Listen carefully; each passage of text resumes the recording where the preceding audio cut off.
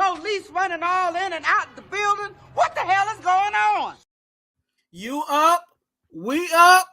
Let's do it. All right. What up, low?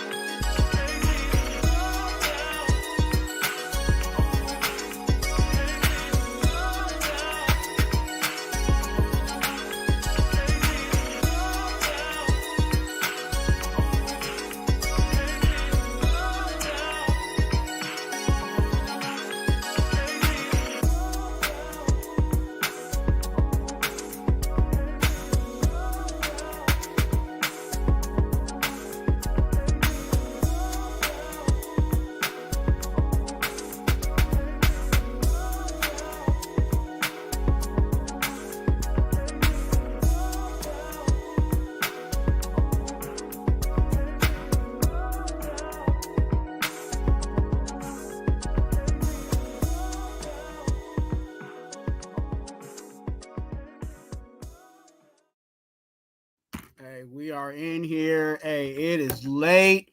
It is 2, 3, whatever time a.m. We is out here and we trying to get it done. So, hey, this is my third live of the evening. I am actually currently tired, but I'm here because somebody told, hey, they wanted a little after party after the party. And I'm trying to see who wants to pull up. You know what I'm saying? Who wants to holler at your boy? Hey, Angelo's in the building. Hey, look, Angelo, let me shoot you the little whoopty wop. Just in case you want to come in. There's nothing planned. You know, we can talk about most stuff because you know I don't be on that BS. So if you talking crazy, then I'll be like, hey, you gotta go. But let me shoot you the wooty wop. Check your IG, Angelo. Check your IG, man. Haven't had you on a while. Haven't had you on here in a while. Cool Kev. Hey, Cool Kev, you need to pull up. Look, Cool Kev, I'm about to send you the IG. Check your IG. Check your IG, Cool Kev. Cool Kev.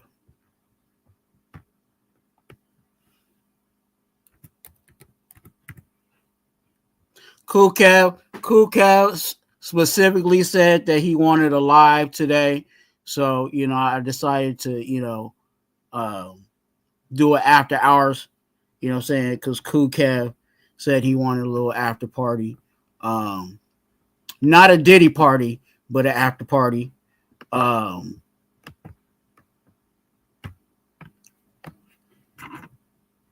So, yeah. I ain't gonna be like I already said I ain't gonna be up here too long. Again, I am tired, but you know, I do stuff for the Raider Nation. I do stuff for the congregation. And shout out to the congregation for coming in. Make sure you guys hit that like and subscribe button. You know what I'm saying? If you're already a member of the congregation, you know you got to hit that like button. Why? Because I like you. All right? Go and do it.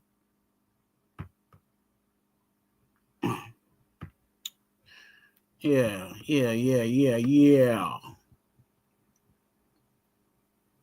For Shigadale. All right. Where is it at? I have so many slides back here that I be missing where the one I really want is. Bam! We're on the road to 500 subscribers. Go ahead and hit that subscribe button. Hey, and also, you guys, it's late. You know what I'm saying? So go ahead and share this to people. You know what I'm saying? They might be wanting to, listen or talk or whatever. You know what I'm saying? So definitely share this out. If you can, put this on your MySpace, your Moco space, put this on your OnlyFans. You know what I'm saying? Because I know y'all freaky like that. But yeah, go ahead and share this out. Share this out. Oh, hey, oh, I see somebody in the building. I see somebody in the building. Hey, shout out to the deacons that are in here. All eyes on G is in the building. Uh, uh, mm, let me pull this up. Hey, Marcus. Hey, Marcus. I told you. Hey, I had something for you, dog. I had something for you. Let me go ahead and let me pull up your name first. And then I'm gonna pull up what I got for you, Marcus. There we go. Marcus is in the building. Marcus is in the building. And Marcus, I got your slide, dog. And I think you gonna like it. Hey, look, this is the first time y'all get to see, you know what I'm saying, when Marcus pull up. Here you go, Marcus. Oh, man. Are you trying to imply that I hit it? Oh no, I see what you're Marcus, darling. saying. Hey, how you doing, Lady Eloise? I don't have any panties on. Lady Eloise, please.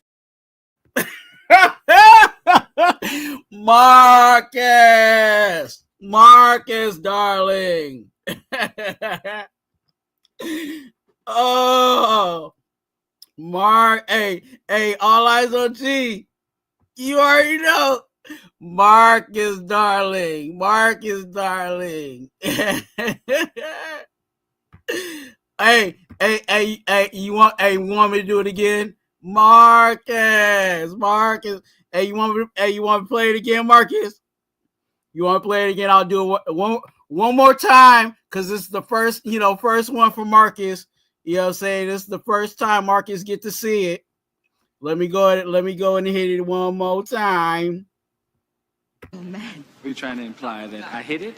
Oh no, I see what you're saying. Marcus, darling. Hey, how you doing, Lady Eloise?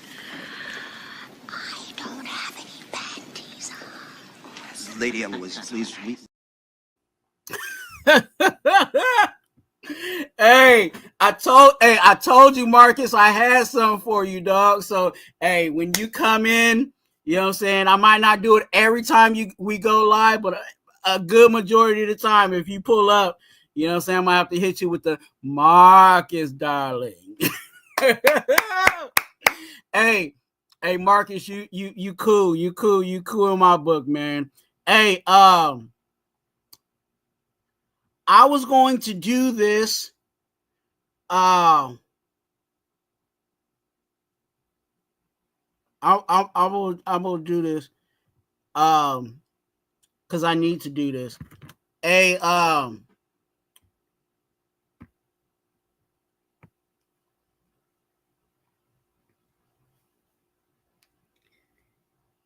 Cool Kev, I need you to look. I'm gonna ask you a question on your IG before I do it. Check your IG because I need you to answer this question for me.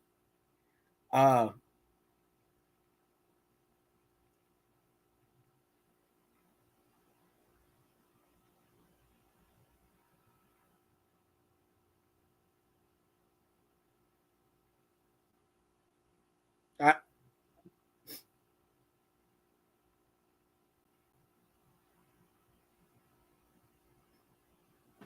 guess waiting on his reply. Hey, shout out everybody in the chat. Make sure you guys hit that like button. And support the channel. This is really open for you guys. If you guys have any questions or comments, definitely I will be talking about that. We just kicking it. We just kicking it. Angelo, check your IG. Okay. So hey, ladies and gentlemen, we have a I will be adding I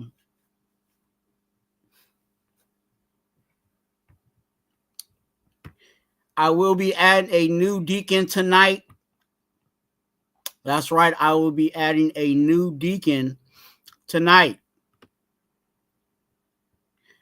I'm going to actually I'm gonna do it right now, and you guys will see who is the new deacon.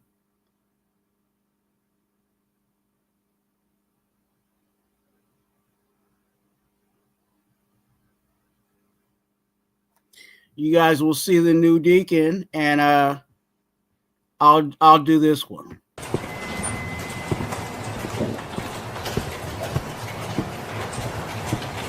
Welcome to the dark side. Going up. We want to welcome our new deacon, Deacon Cool Kev.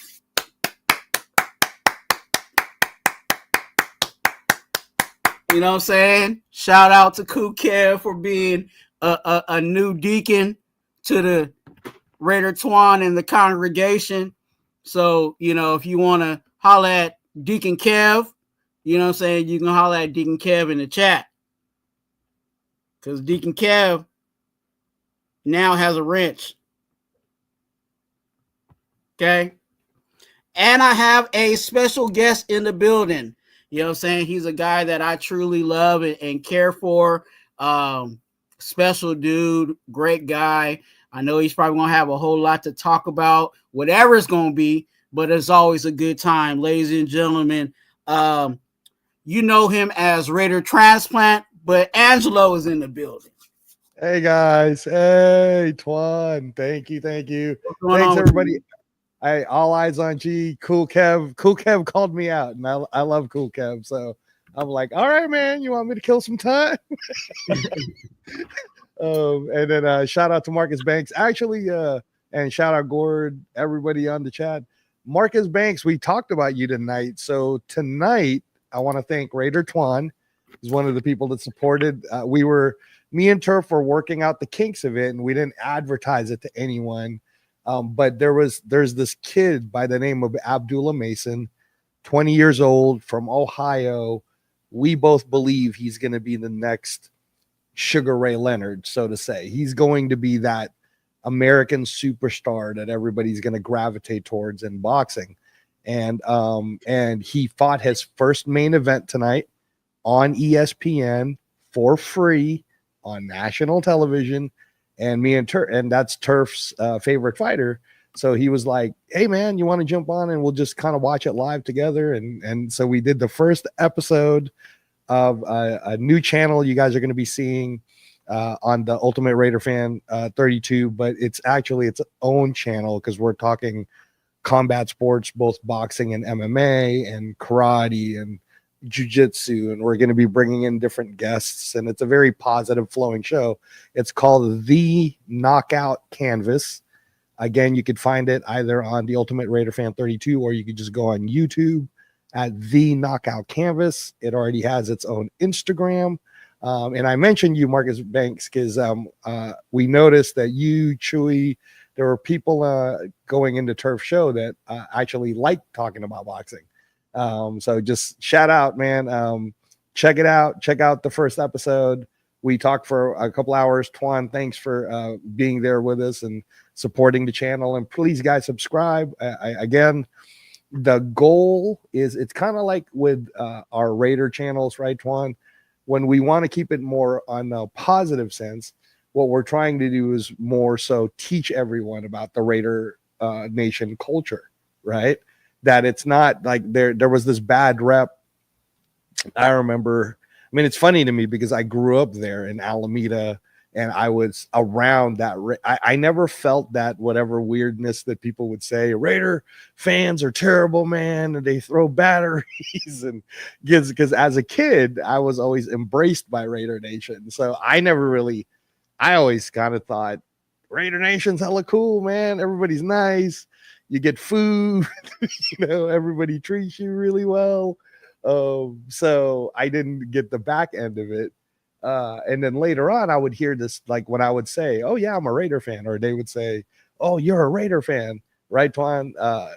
You always get the stigma, like we're beer slugging, like these terrible people. That I'm like, we're not like that, man. I'm a pretty nice guy, and the people around me are pretty nice too. So anyway, when we do these channels, we're trying to show everybody the culture, right? Here's Raider Nation culture. It's pretty fun. Don't be offensive to our team, but at the same time, we're open to a discussion. I mean, I said last week on a few of the Raider shows and a couple of weeks ago that I think we're only going to win 6 games. That doesn't make me love the Raiders less, because I was saying that I think every game we play is going to be very close and it's going to be very fun. And all that stuff, So again, Twuan, like, you don't think I'm a hater if I say I think we're only going to win 6 games, because last year I thought we were going to make it to the playoffs, man, and I was totally wrong. So I'm trying to pump the brakes and say to myself, don't get too excited. Pete Carroll is new, Spytek is new, the quarterback's new, the offensive line are young. I don't even know what's going to happen with our trenches because Wilkins is hurt. You know what I'm saying? Right. Like, so I don't know. Like, so I'm like, hey man, let me pump the brakes. We have a pretty tough schedule. 6 games would be 2 more games than we won last year. 6 games would also keep us in the top 10 for draft choices. So, if right now here in Las Vegas, the betting odds are 7.5. And I think that's a trap, because you're going to have a lot of Raider fans betting the over. But if you bet the over, just remember, to get the over, you got to get 8. I don't know, Twuan. I mean, it'd be nice to win, but it's kind of like, don't you think it's a little weird that if you're rooting for us to win, but we're going to win enough games not to make it to the playoffs, that means we're picking like number 17. Wouldn't you rather than just pick in the top 10 if we're not making the playoffs anyways? I don't know. It's just, where do you stand on that? What do you think? Before I get into that, and I'll answer that question. Just one moment. You guys, here at Raider Twuan, and let me say this: here at Raider Twuan, not everybody is a Raider fan. Okay, so that means there might be some people that come in and they may be a Charger fan or something else, but they come in and they're on the show. So if they are in the panel, well, not on the panel, but if they're in the chat, if they're in the congregation chat, you know what I'm saying, let them live. You know what I'm saying? You could talk trash to them, you know what I'm saying? But if they're really disrespectful, my deacons will get on it. Okay. So if they're just in here and they're chilling and whatever, don't time them out or anything like that. Let them live. But if you want to talk trash to them because they're a Charger fan or whatever the situation is, I'll let you guys have that. But if I see that it's gone too far, or if one of my deacons thinks that is gone too far, then they have the right to time you out. I have the ultimate right to completely kick you out, but I'm giving the deacons the right to time you out if you're doing a little too much. Okay. But Hero's in here, and I don't think Hero is a Raider fan. I think Marcus is are you a Steeler or a Charger? I know Marcus is not. I don't think he's a Raider fan either, but they're cool. Let them live. You know what I'm saying? As long as they're respectful, and they could say, hey, I think the Raiders are going to lose against the Chargers or whatever. I can take that, but if they take it way further, you guys already know what to do. I'm LT. Okay, so Angelo, to answer your question, I think I gotta stay true to my initial thoughts. I got videos on it, and I still stand by that. I stand by you play the games, and you try to win every game. Oh, absolutely. Absolutely. So, No tanking. No tanking. yeah. So, because the way you asked that question, it kind of it kind of could lead into, oh yeah, I Right. think we should try to tank this year, and say, Right. try to get in that top 10. Like, nah, play your games. You know what I'm saying? Because I think there's a benefit in regards to, you know what I'm saying? Yeah, you're not top 10, but the benefit of your team, you know what I'm saying? Saying, hey, we gave it the best we could, and we came up, 8 games, you know what I'm saying? Then versus, oh, hey, you know what? We was tanking, and we gave up on, we gave up on the team, and we gave up on ourselves. You know what I'm saying? Like, I think there's just something when a team is fighting, you know what I'm saying, no matter what the record is. I think that was the benefit of Antonio Pierce and the team that he had Absolutely. as an interim and when he was the head coach. Absolutely. And that's what Mark Davis even had to give him praise in his closing remarks on Antonio Pierce. Was like, hey, we didn't have a lot of winning games, but one thing that you could say is they did not give up on this team. You know what I'm saying? So I think there's benefits to that. So I would just have to roll with the 17 and let's just draft. You know what I'm saying? Hopefully we're obviously we're not. I don't think even next year we're going to be in need to draft a quarterback because of what the contract situation of Geno Smith. So it Right. might be 2 or 3 years later that we have to really, really think about who is that franchise guy. And at that time, if we've already drafted, you know what I'm saying, that's 3 or 4 years of drafting. So by the time we get to where we really need to go get that franchise quarterback, we could, at that point, like everybody else was saying with Jaden Daniels, we could F them picks. You know what I'm saying? Yeah. Because if you drafted that much, we got the corners, we got everything else, and all we're missing is that quarterback, then it does not hurt you to give up draft capital to go get that quarterback to completely finish your team. And now you have a quarterback under cheap labor, and everybody else is under cheap labor in a rookie contract, and now you got money to, not money to blow, but you got money to spend on, that top pass rusher or that top whatever to really take you over the top. So I would just roll with where we are. You know what I'm saying? And it's not like we haven't been there before. How many years have we been, you know what I'm saying, with Derek Carr at quarterback? How many times have we been in that 15, you know what I'm saying, that draft 15 bracket? So Right. And again, we there's just no got such thing as a perfect draft anyways, right? Ashton Genty could be the most amazing thing in the world, kind of like what happened with Brock Bowers last year. Or sorry guys, he could end up busting because we use him too much, right? People forget that we drafted Darren McFadden number 4 overall. You know what I'm saying? And I love Darren McFadden. I own a Derek McFadden Raider jersey. I love him. But he got injured, y'all.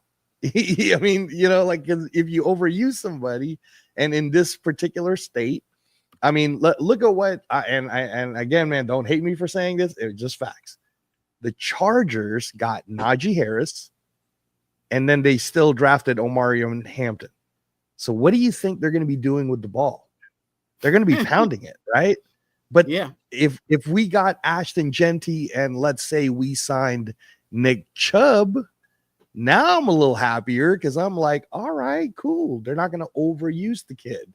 They're going to let Nick Chubb get some of this carries. But Raheem Mostert to me isn't a half, like how many carries is Raheem Mostert really going to get at his advanced age at this point, right? So this feels like they're going to be giving the ball a lot to Ashton Genty, guys. So I'm just worried again that when you give the ball a lot to people like a Cadillac Williams from Tampa, you remember, or McFadden, right? Like injuries can happen, man. People forget Saquon Barkley got injured, guys. Remember that? He was the number 4 overall pick too, and he got injured. So I just don't want Genty getting injured. I would like for us to kind of spread it around and make sure he doesn't get injured, and everybody just learns and keeps getting better. H1, I did want to address some of these. We got a live chat tonight, so guys, thank you so much for continuing to chat. Thanks, Cool Kev. Yes, Boom Boom Mancini, that is a legendary fighter, especially in the United States. Marcus, of course, man.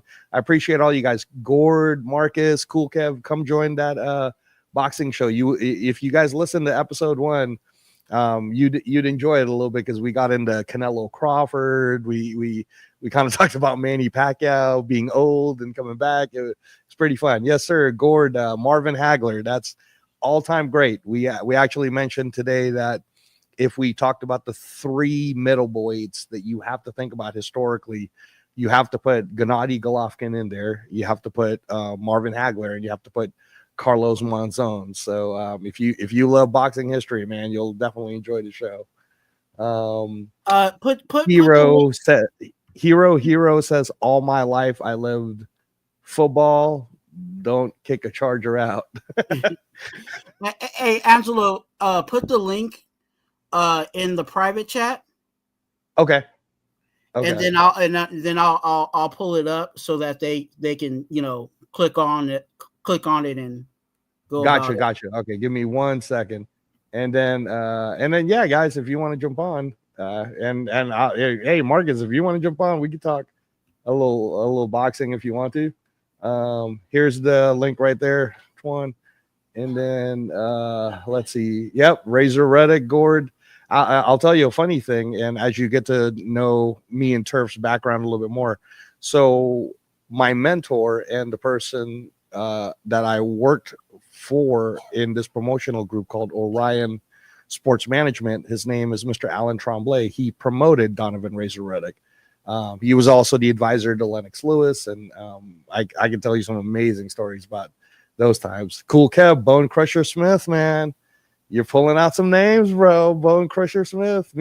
You would love me. You start pulling out those names, and me and Turf will start pushing it out there. So yeah.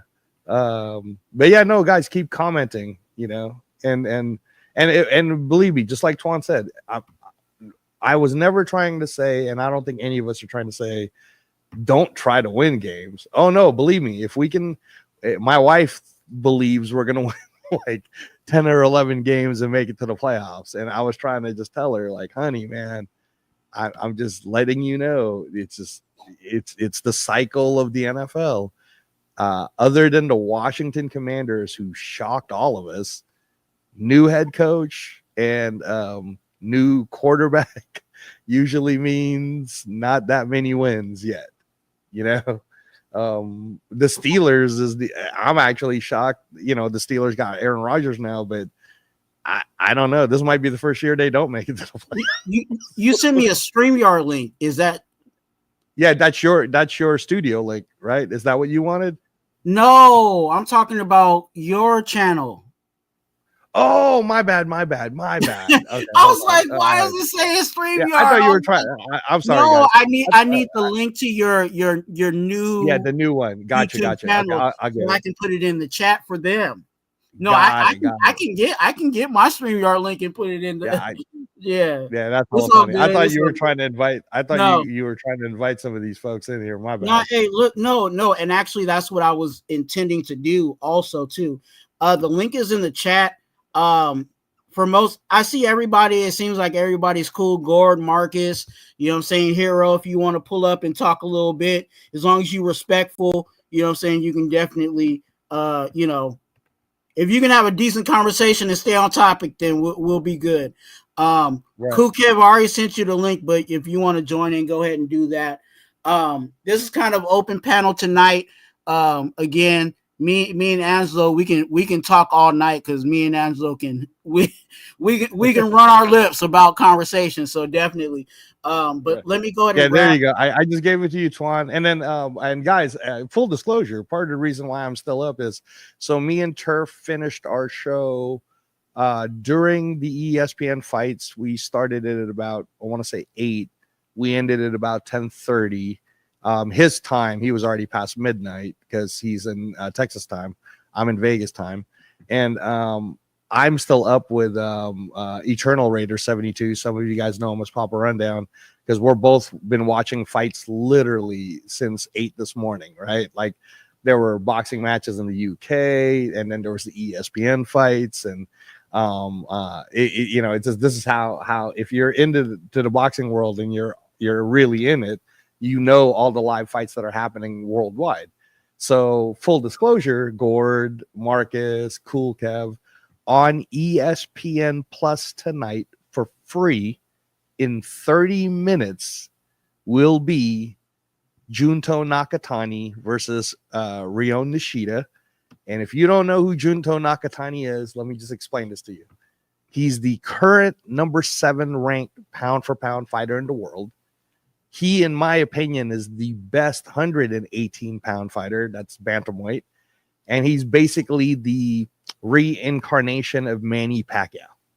So if you guys want to see what Manny Pacquiao 2.0 looks like right now, you might want to look at Junto Nakatani in about 25 minutes on ESPN Plus.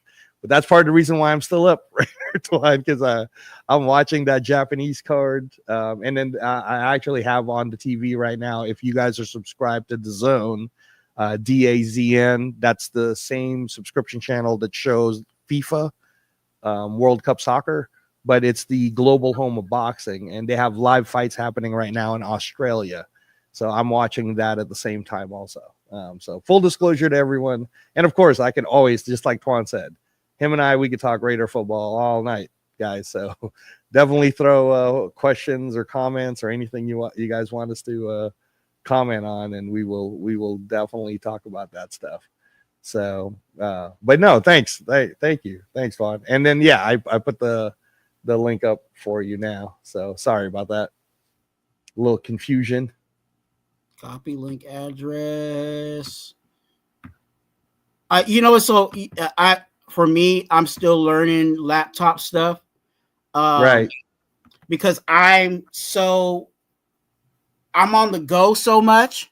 So even when I do StreamYard things, I'm always on my phone. So I'm quicker. Like I could quickly set up everything on my phone versus when I'm on the laptop. So sometimes it takes a little longer for me to get some stuff on the. But you guys right here, that's the new channel. For Angelo and what Turf. he's doing over there with Turf. So definitely, you know what I'm saying, hit that subscribe button. What I do, and I'm not gonna lie to you, there are some people that I don't even watch their show, but I do subscribe. You know what I'm saying? So you can do the same thing. You know what I'm saying? I would love for you to watch his show, but if that's not really your cup of tea, but you want to support, definitely just hit that subscribe button. And then, you know what I'm saying, that helps them, you know what I'm saying? And, that'll also help them find some people that actually are into it. So subscribe, get, obviously help them get monetized and all that good stuff, and still support them, even though you may not necessarily watch it. Right. And then again, I say a lot of you guys like Marcus Banks put Bernard Hopkins, a lot of you guys, and what me and Turf both found that a lot of people in the Raider Nation actually love boxing, but they don't really know how to watch it right now in the US, because the US mainstream market, like Stephen A. Smith and all these mainstream guys on Fox Sports, they don't talk boxing. And if you live outside of the US, if you live in the UK, if you live in Canada, if you live in Mexico, boxing is like regular news, man. I mean, you get it for free. You see it on regular TV. It's not like a pay-per-view thing. So what me and Turf are trying to teach everyone is boxing's not pay-per-view. It's free. We've been watching free boxing all day today. I'm still going to be watching free boxing in 25 minutes. So you just have to know how to, like, where are the channels? Who are the fighters? It's kind of like when we're trying to teach someone how to watch the NFL. Hey, here's how you're going to watch football. Here's how, here's the different teams. Here's the different groups. So we're kind of doing the same thing. So yeah, again, guys, if you love fight sports, you're gonna enjoy our conversations about it, and you could even check out kind of our impromptu episode 1. So yeah, so that definitely that, and then we're gonna be bringing in guests, and some of the guests might make you go, "Whoa, that's crazy." So let's see. Gord says, "Oh, let me check this out." Gord said he fought Larry Holmes. Now I'm gonna have to figure out who he was talking about. Somebody was know. in the back, but I guess they dipped out.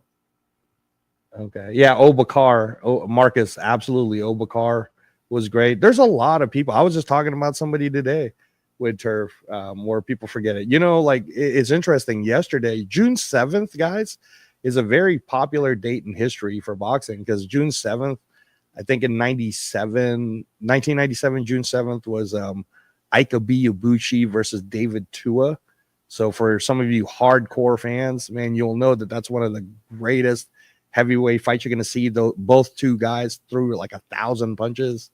Oscar de la Hoya versus Cesar Chavez won, I think was June 7th, 1995. Yeah, a lot. I mean, there's a lot of like amazing things that happened on around this time in years past, So let's see what else we got on the comments. I'm just gonna pull him in. I know you're talking as well. JT's in the building. Good to see you, man. JT, nice to see you, man. What's up, man? What's up, man? How y'all doing? Marcus Banks put monster. So just so that you know, Twuan, because I know you're not a boxing aficionado. You're not. Yeah, when Marcus Banks puts monster, he's referring to one man, and that guy is Naoya Inoue from Japan, who just fought here in Vegas in Cinco de Mayo weekend. And Inoue, I have discussions with a lot of different boxing people all the time, but Inoue, in my opinion, is pound for pound, should be the pound for pound number one guy. The current pound for pound number one guy is Alexander Usyk, and then Terrence Crawford is pound for pound number 3. I had Terrence Crawford pound for pound number 1 2 years ago when he had beaten Errol Spence, but then it's cyclical, right? Like if you're not as active as everything continues, it's just like regular rankings. So Naoya Inoue over the last 2 years has been completely dominant and has fought a few times. Alexander Usyk obviously has beaten Tyson Fury twice over the last couple of years, and he's about to fight again in July with Daniel Dubois. So Crawford's waiting for the Canelo fight. So if that was the discussion tonight on our channel, the knockout canvas with myself and Terrence Crump. You guys know him as Turf, the ultimate Raider fan 32. But our discussion is who we thought would win the Crawford Canelo fight this September. And if it happened, where do you now put, like, if Crawford does it, where do you put him? Because you definitely have to put him at number 1 pound for pound if he beats Canelo right now. But historically speaking, now where do you put Crawford? Because, I mean, that's, and it's very possible. We were actually laughing about it, Twuan, because at one point when earlier, like just 3 months ago in Vegas, when they did an odds for it, no one thought everybody thought it was kind of stupid and, Canelo's too big. So I think it was like plus 500 or plus 600 if you bet on Crawford. And then now it's like 50-50. So, Really? so the smarter people who bet on it, they're probably going to make out because Turf actually talked a lot about it. I don't know if you watch a lot of boxing, JT, but if you do, what do you think? Do you think Crawford has a chance to beat Canelo? Yeah, absolutely. I think Crawford walk-around weight is around the normal weight. I think Canelo, in his recent endeavors to, try and conquer the world, he went up too high and it took away from his boxing, and his body's still trying to recover from it. And then him trying to chase his his first loss, not the Mayweather loss, because he knew he lost, but the one that he against what? How do you say his name? Uh, my bad. What was it? Canelo's first loss against like the Asian looking Russian dude. How do you say his last name? Starts with a B. Canelo didn't. Oh, are you talking about Bivol? He didn't. Yeah, That wasn't his first loss. Though. His first loss was Floyd Mayweather. But yeah, but Floyd, he was young, so he like a lot of people don't consider it. He was still learning. They knew it wasn't, but like his first one where people was like, okay, like we didn't expect him to lose and he lost. People see that okay, as his first loss. as So, Bivol, so yeah. But part of that too, though, JT is, and me and Turf talked about this on the Knockout Canvas on the show is. We believe, and this is part of the reason why we even opened the channel. We've been talking about it for 2 years, and we finally did it tonight. Or last night, is we believe that in the United States, the education for current boxing events around the world is not very high because they don't watch it on a weekly basis. Now, for us who are in the boxing world, we watch it all the time. We watch it weekly. Like I said, we were watching it this morning from 8 in the morning all the way to right now. I'm about to watch Junto Nakatani in Japan, 1:30 in the morning for free on ESPN Plus. But the regular casual American fans don't watch it the same way that a Canadian, a Mexican, UK, London, African, Japanese, because it's not talked about. So I say all that, JT, to say everybody in the boxing world knew Dimitri Bivol was very good. yeah, And we knew that it was going to be a challenge for Canelo. So in the American public, they thought Canelo was going to roll this guy. But we were kind of like, 50-50. I don't know. It's going to be close. So when you say America, you mean North America? Because I think yes, I'm sorry. I meant North Mexico. America. Yes, sir. I meant, and to be honest, I mean the United States of America. I don't even mean Canada or Mexico or any of that stuff. So yeah. No, but I agree. It's like boxing outside the U.S. If you're not if you don't fight on U.S. soil, we don't know you. Majority of the time. And yeah, and that's the thing is if American fighters like Abdullah Mason, who fought last night, and I don't know if you got to watch that, JT, on ESPN, but the kid is amazing. 20 years old, like super humble, speaks very clearly, totally believes in his religion, right? Like everything right about this kid. Nothing wrong with this kid at all. He's the type of guy that you should build up on a pedestal because he's at college age, but he talks very proper, like the kind of guy you really want to promote, right? And he now has a chance to win the WBO world title on his next fight. And they asked him, well, are you willing to go to the UK, to England, London, whatever, United Kingdom, to fight the number one contender, which is Sam Noakes, undefeated, 16-0, 14 knockouts. The kid says not only would he love to do that, but imagining that 60,000 people would be watching him. And that is what it's like over there. Yeah, it's stadium shows. It's like NFL football. It showed me that fandom in America is not genuine fandom because I used to think American sports dwarfs anywhere else. Then I went to an actual soccer match and not, a football match. Football. Yeah, went to football, not a soccer match. Soccer is American. A football match. And then I said, I've never been a fan a day in my life. I've never been dedicated to being a fan. Like it was a World Cup. It was El Salvador versus Mexico. Oh, oof. I said, me and my he's like my brother, but he's like we grew up together. We were, you can see we're not Hispanic, so we stood out like a sore thumb. So they said, right. So they literally said, what side you gonna be on? We're like, huh? He's like, you have to choose. What side are you gonna be on? You can't do both. And we didn't understand that. But then, so we're like, well, I ain't gonna cheer for Mexico. Let me go to Salvador side. He's like, all right, I'll see you at the bar. He was like, we're like, wait, you not coming with us? He's like, he knew. He's like, you'll see when you get inside. And so when we went inside, it was war. It was like, I was like, ain't no way that. And then you see that with boxing too. It's like, oh my there gosh, there is no playing the middle. Like, it's total division. We hate you, even though there's nothing about you I know, but you wear those colors, it's full hate. It's like right.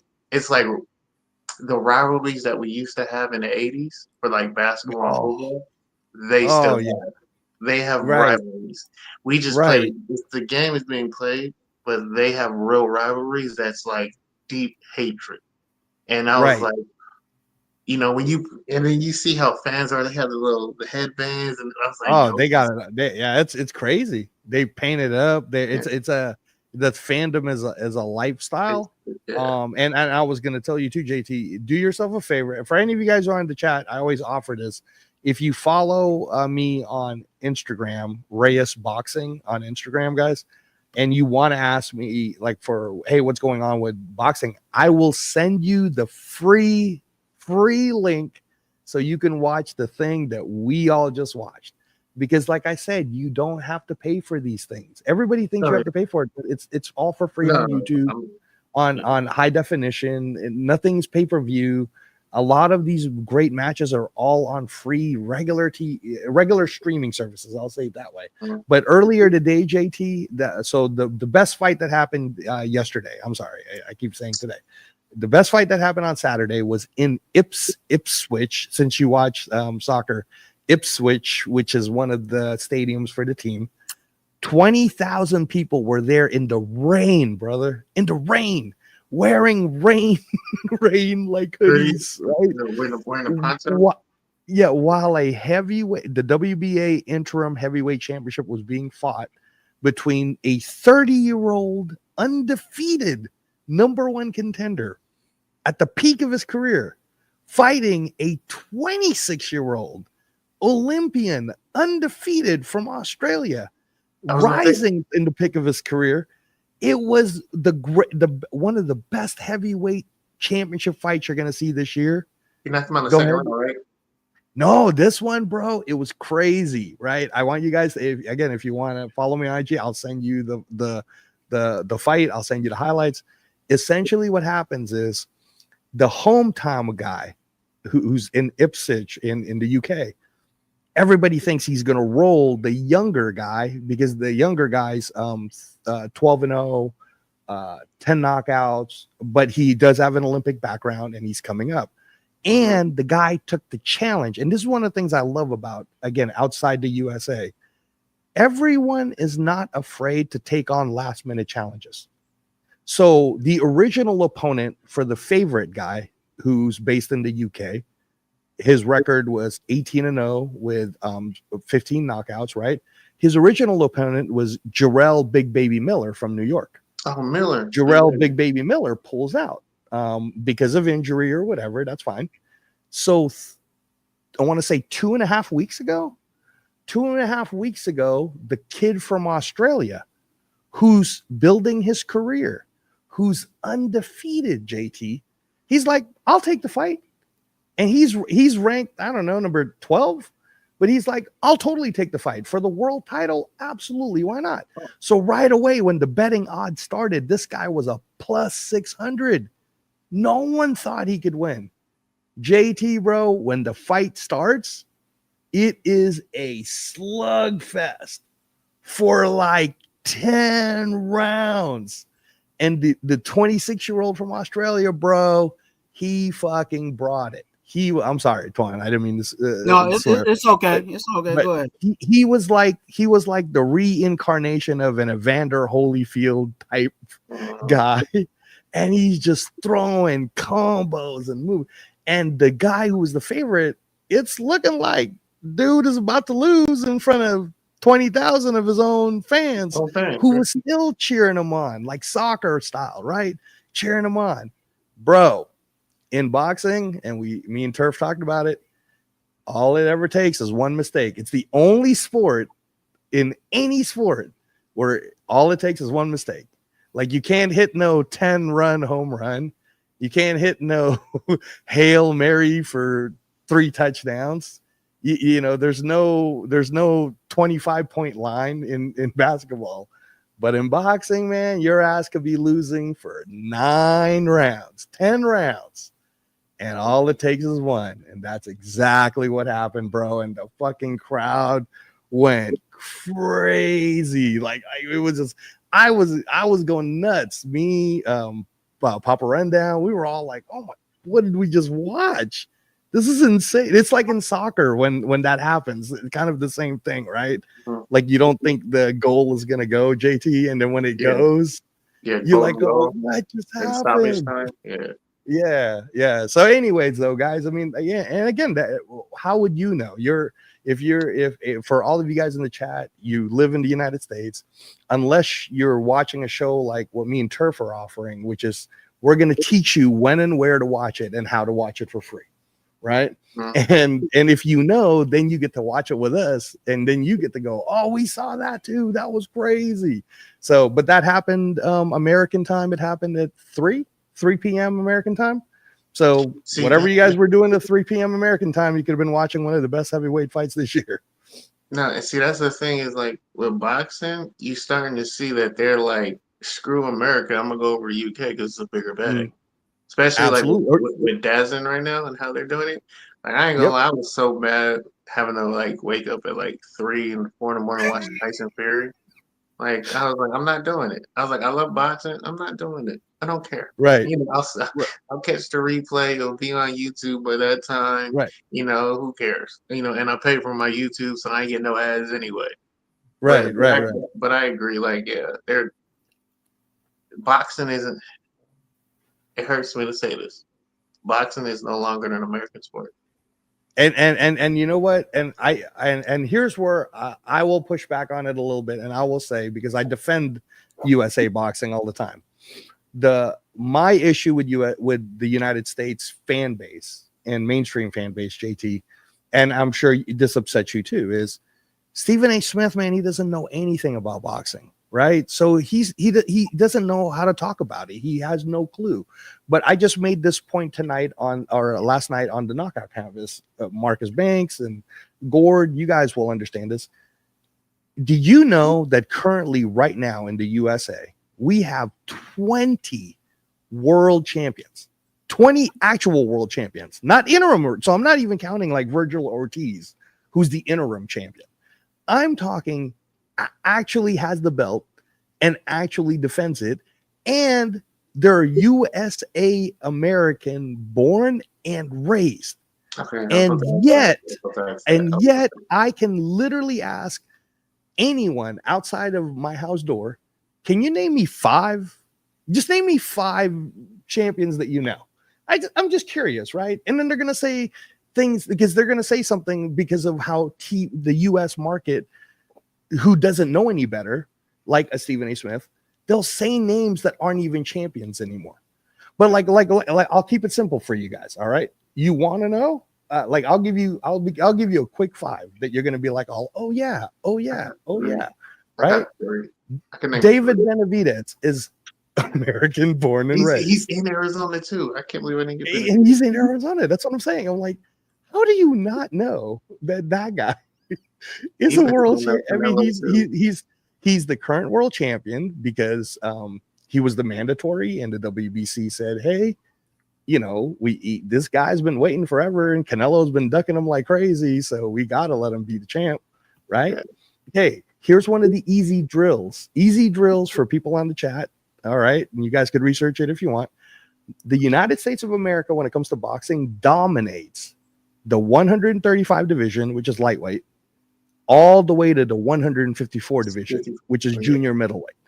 We have the most champions in between those two. So we have 135, 140, 147, 154. That's our sweet spot. The problem with that sweet spot is back in the 80s, Hagler, right? You're going to go Hagler, Hearns, Sugar Ray Leonard, Aaron Pryor, right? Then you go to the 90s, and then you get to say Oscar De La Hoya, right? Like there were names that you could gravitate towards to. right? Exactly. But now I can give you these names, and then you're going to wonder why you may not know that much about them. And it's because regular American media or even their local TV media doesn't push them that much. But here's a name for you, JT, that I know you're going to love this. Does the chat know about a kid by the name of Jerron Boots Enos from Philadelphia? Because if you don't know who Jerron Boots Enos is from Philadelphia, and you say you're an American boxing fan, shame on you, man. That guy should be on the pound for pound list. He currently right now holds the WBA and the IBF. And if you love Terrence Crawford, you're gonna hate me for saying this, but I just know it's true. Terrence Crawford did not want to fight Jerron Boots Enos, which is why he also started to move up. And I'm not going to say that was the wrong move or the right move, because he's trying to make the most money out of his career. He's already 37 years old. That's all fine and dandy. But if you want to ask me, who do I think is the best American boxer currently right now, it's Jerron Boots Enos. He will beat anyone. He's every bit as tall as Roy Jones Jr. was. The guy is 147 pounds right now. He's going to eventually move up to 54. Then he's going to move up to 160. Then he's going to move up to 168. And you might even see this kid move up to 175. And this kid, Twuan, I'm telling you right now, if you even liked Roy Jones Jr., you will love Jerron Boots Enos. This kid is, you've seen him, right, JT? I know you've liked Jerron. I know Boots. But the one I really like, but he gets hated on the most, is the kid from England, the one who he's like a showboat. He does he clowns too much. From England? He's from the UK. He's from the UK. Okay. What's the weight class? He's pretty big. He's I think like 170. No, 165 and up. But he's the ones who clowns a lot. He he does like a lot of the freeze boxing and clowning and showboating.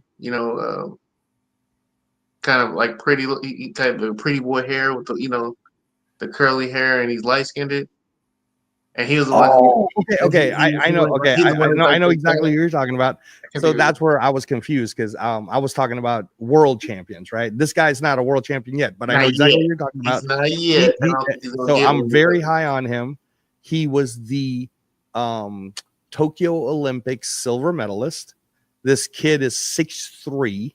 He weighs 175 pounds. He does anime, and he does like walk-in dances, and he reminds me of Style Bender from UFC. He reminds you a little bit of Israel Adesanya, the Style Bender. He could also remind you a little bit of Prince Nassim Hamed, Gord, and Marcus. Cool Kev, you guys would know Prince Nassim Hamed. But the kid's name is Ben the Surgeon Whitaker. That is who JT is talking about. Ben Whitaker? Yeah. Common name over there. Ben the Surgeon Whitaker. But yeah, Twuan, you would like him too. He does like drunken fight. Yeah. Drunken master fighting. Drunken master kung fu licking boxing. But sorry to hijack it, by the way, Twuan, into a boxing conversation. But JT knows his stuff, so I like it. I like that. I really wasn't I kind of eased back off of boxing once like Dazzin started going overseas, because I have a Discord that I would watch it in. We would watch the fights. But them time zones was killing me, man. And then your buddy, your boy, the Jake Paul and Logan Paul started taking over. That's the worst. They made boxing better by making it worse.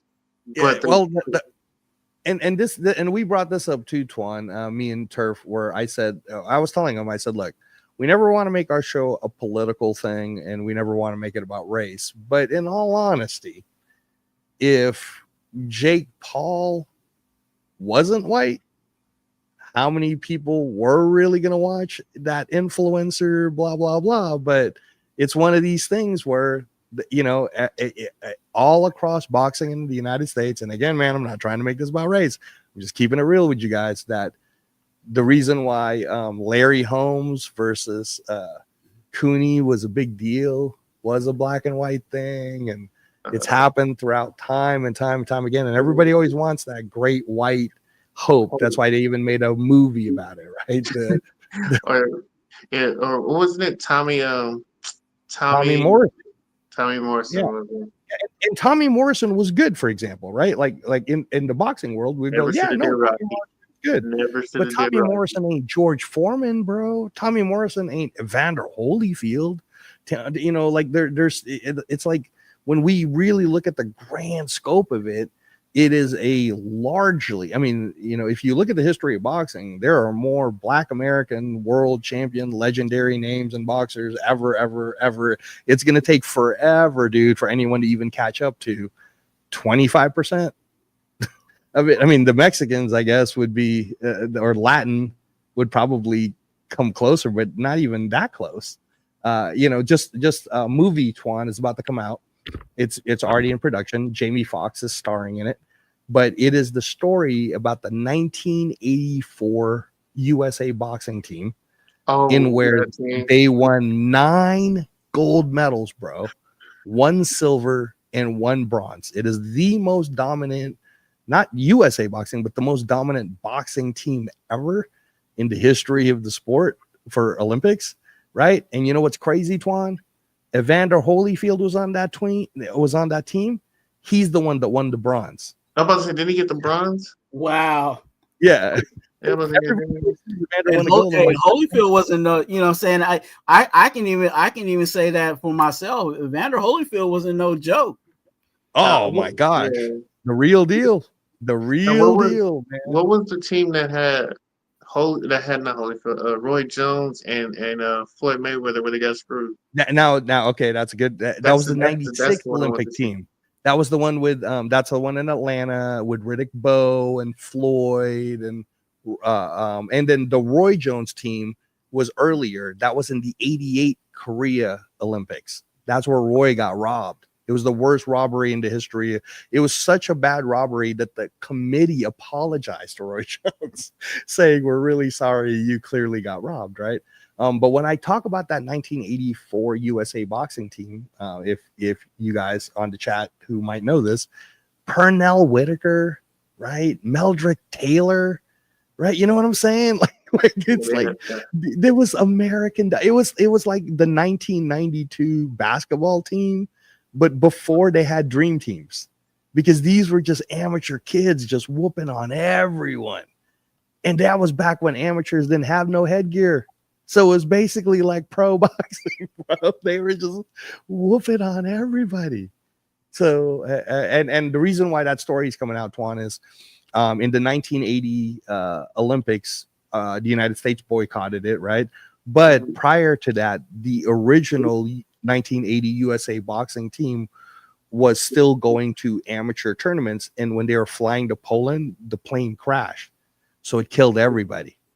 So that team I'm talking about with Pernell, and that's the team that Emmanuel Stewart helped and kind of built up, and they had Virgil Hill in that team. I mean, you know, man, that team was crazy good. Mark Breland, do you remember that name at all, JT? That's the guy that trained Deontay Wilder, but most people forget that he was the gold medal. He was a gold medalist himself, right? Like, I remember his training.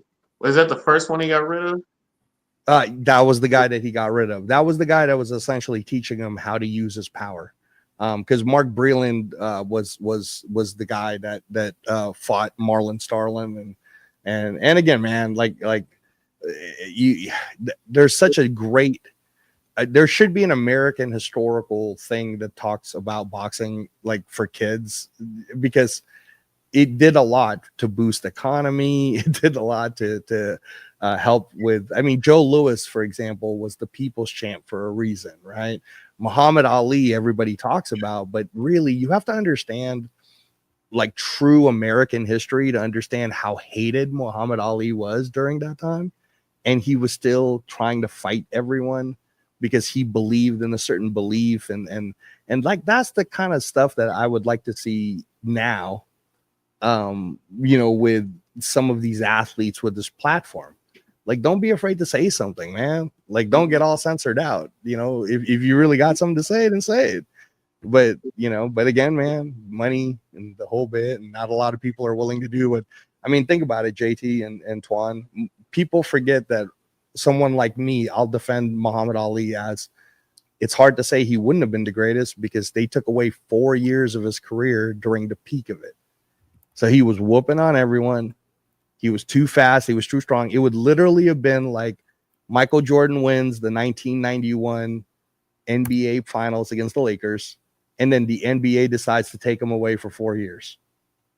And then Michael Jordan comes back and wins like 5 more championships. Like, then how are you not going to say Michael Jordan's the greatest of all time? Because they even took away his best 4 years and he still won championships. That's what Muhammad Ali did. For Muhammad Ali to beat George Foreman during that time would have been like, I'm trying to imagine it, but it would be like if Manny Pacquiao today knocked out Jaron Bucinas. you know what I'm saying? Like Muhammad Ali was old. Foreman was crazier than Tyson. That by the way is going to be one of our subjects one of these days, JT, and you might like that one where me and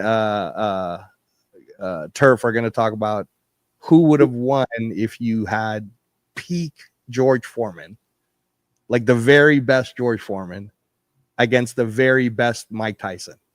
Foreman.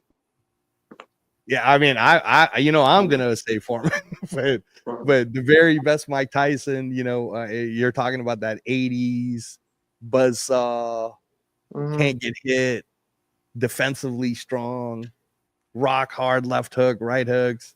But just fun stuff like that, guys. Fun stuff like that.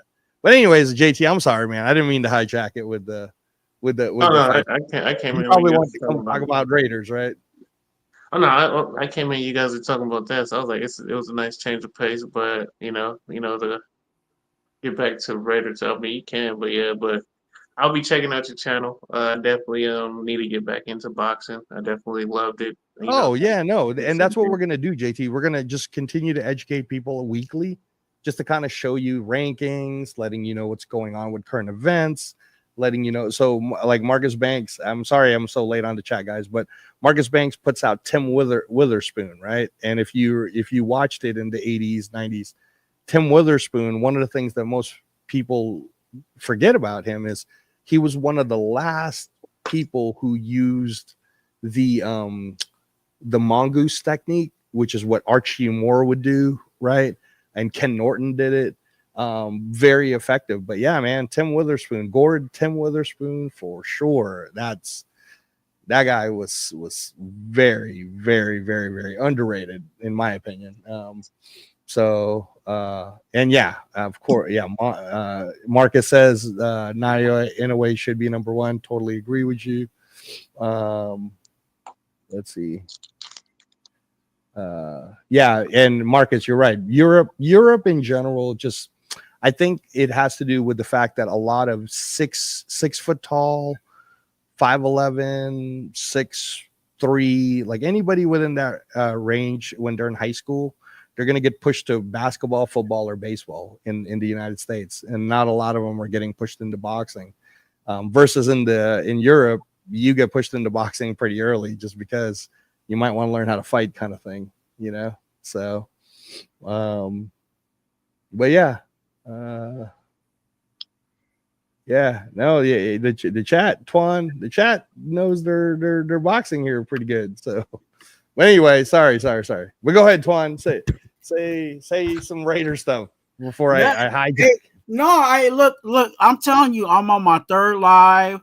You know what I'm saying? There was a few people from that live said they wanted just to hang out or whatever. So it's really nothing really, you know what I'm saying? I for my channel, I usually do themes, you know what I'm saying? Like my titles be like, okay, you were talking about, like, the last one I talked about was our linebacker, you know what I'm saying? The linebacker, Michael Barrett, you know what I'm saying? I talked about him.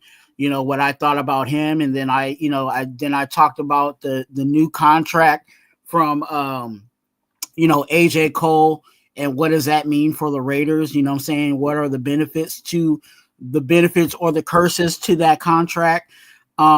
So those are my theme stuff, but this one is completely wide open. I don't have a handy dandy notebook, you know what I'm saying, on a topic, but if anybody wants to talk about it, you know what I'm saying, I'll even bring up some of my old stuff if somebody wants to hear about it, but it's really open. You guys can talk about boxing or whatever. Well, cool. I mean, like right now I have, so guys, if you're on the chat, and JT, since you're still up, if you have ESPN Plus or whatever box you have, the Japanese fights are starting right now. And Junto Nakatani, who is the number 7 ranked pound for pound fighter in the world, I am telling you guys, southpaw, long, lengthy, but he's Manny Pacquiao without the combinations. But he's Manny, man. This guy is must see TV. And if you're a boxing fan, then let me introduce you to Junto Nakatani, because the biggest fight that can happen globally outside of the US, where people, especially who love boxing know, is going to be between the monster Naoya Inoue and Junto Nakatani. They already have it set up, JT, for May of next year in the Tokyo Dome. It'll sell out 63,000 easy. So it's it's like, I'll put it to you this way. Naoya Inoue and Junto Nakatani are so famous in Japan that they are right up there with Shohei Ohtani. Like, people know who they are. So, and that's what it used to be, by the way, Twan. Like, Sugar Ray Leonard could walk in to a Starbucks and people would go crazy. You know what I'm saying? But now, I don't know. Like, I don't know too many people that would really know a lot of these. Abdullah Mason just fought tonight, and if you're a boxing fan, you'd recognize who he is. But I don't think the regular common public. But again, let me also say that's probably true for the NBA. I think that with the NBA, you'll recognize them because they're tall, but could you really name who it is? And right now we're looking at a finals team where I like it. I mean, because I like watching basketball, but and I like it when it's good basketball. But like that game 1 with Tyrese Halliburton hitting that game, I mean, that's great TV. Unfortunately, I don't know how many people watched it. I didn't even see it. I only seen the highlight. I was mad. Yeah. I didn't get to see it live. I forgot the game was on. Oh, and you know what? That's not even your fault, JT. That's exactly what I'm talking about. That's not even your fault, because if the United States mainstream media would be covering these great athletes like SGA or Tyrese Halliburton, or telling their little personal stories, because that's what the NBA used to be. Like when you watched it back in the day, Twan, like saying they would do these little backstories, right? NBA on NBC, they really pushed it. Versus right now, we do have a really good, if you're a basketball, like if you love basketball, we have this great matchup between the Thunder and the Pacers. The problem is JT didn't even know. Like, he completely forgot that it was on. You know what I'm saying? Like that's terrible. I mean, are you watching it all, or did you stop, Twan, when the Warriors lost? I'm not even a Warriors fan. I could show you what team I am. Let me pull it up, because I did have it on the background for a little bit because I was playing with my backgrounds.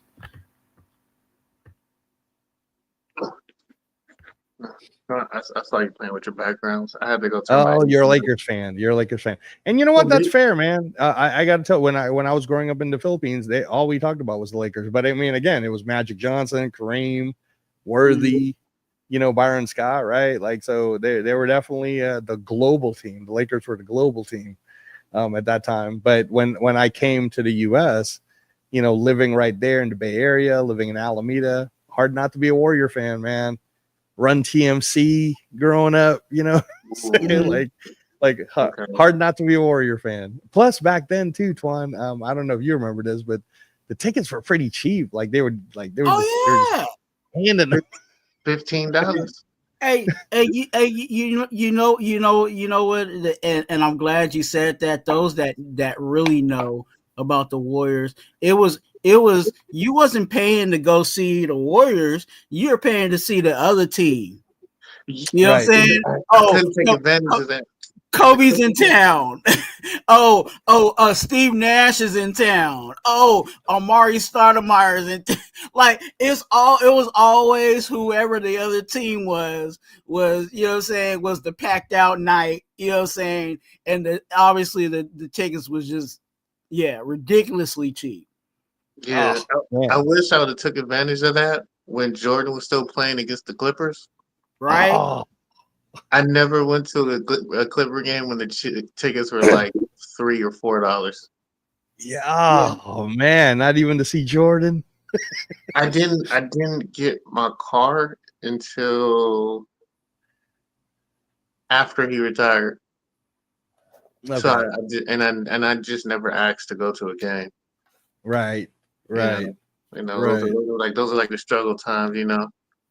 So And you know what? It's a good subject to bring up too, guys, is that fan accessibility in the US, it's gotten ridiculous to the point where you're literally like a Raider ticket, for example. I live here, right? But I'm not buying a Raider ticket. I mean, I always make one a year, right? I mean, you know, Twuan, I had my transplant, so I didn't make it in any of those. But I went to the Chargers Raider game when, you know, the tie and then kick for the field goal. So I was there for that right after COVID, right?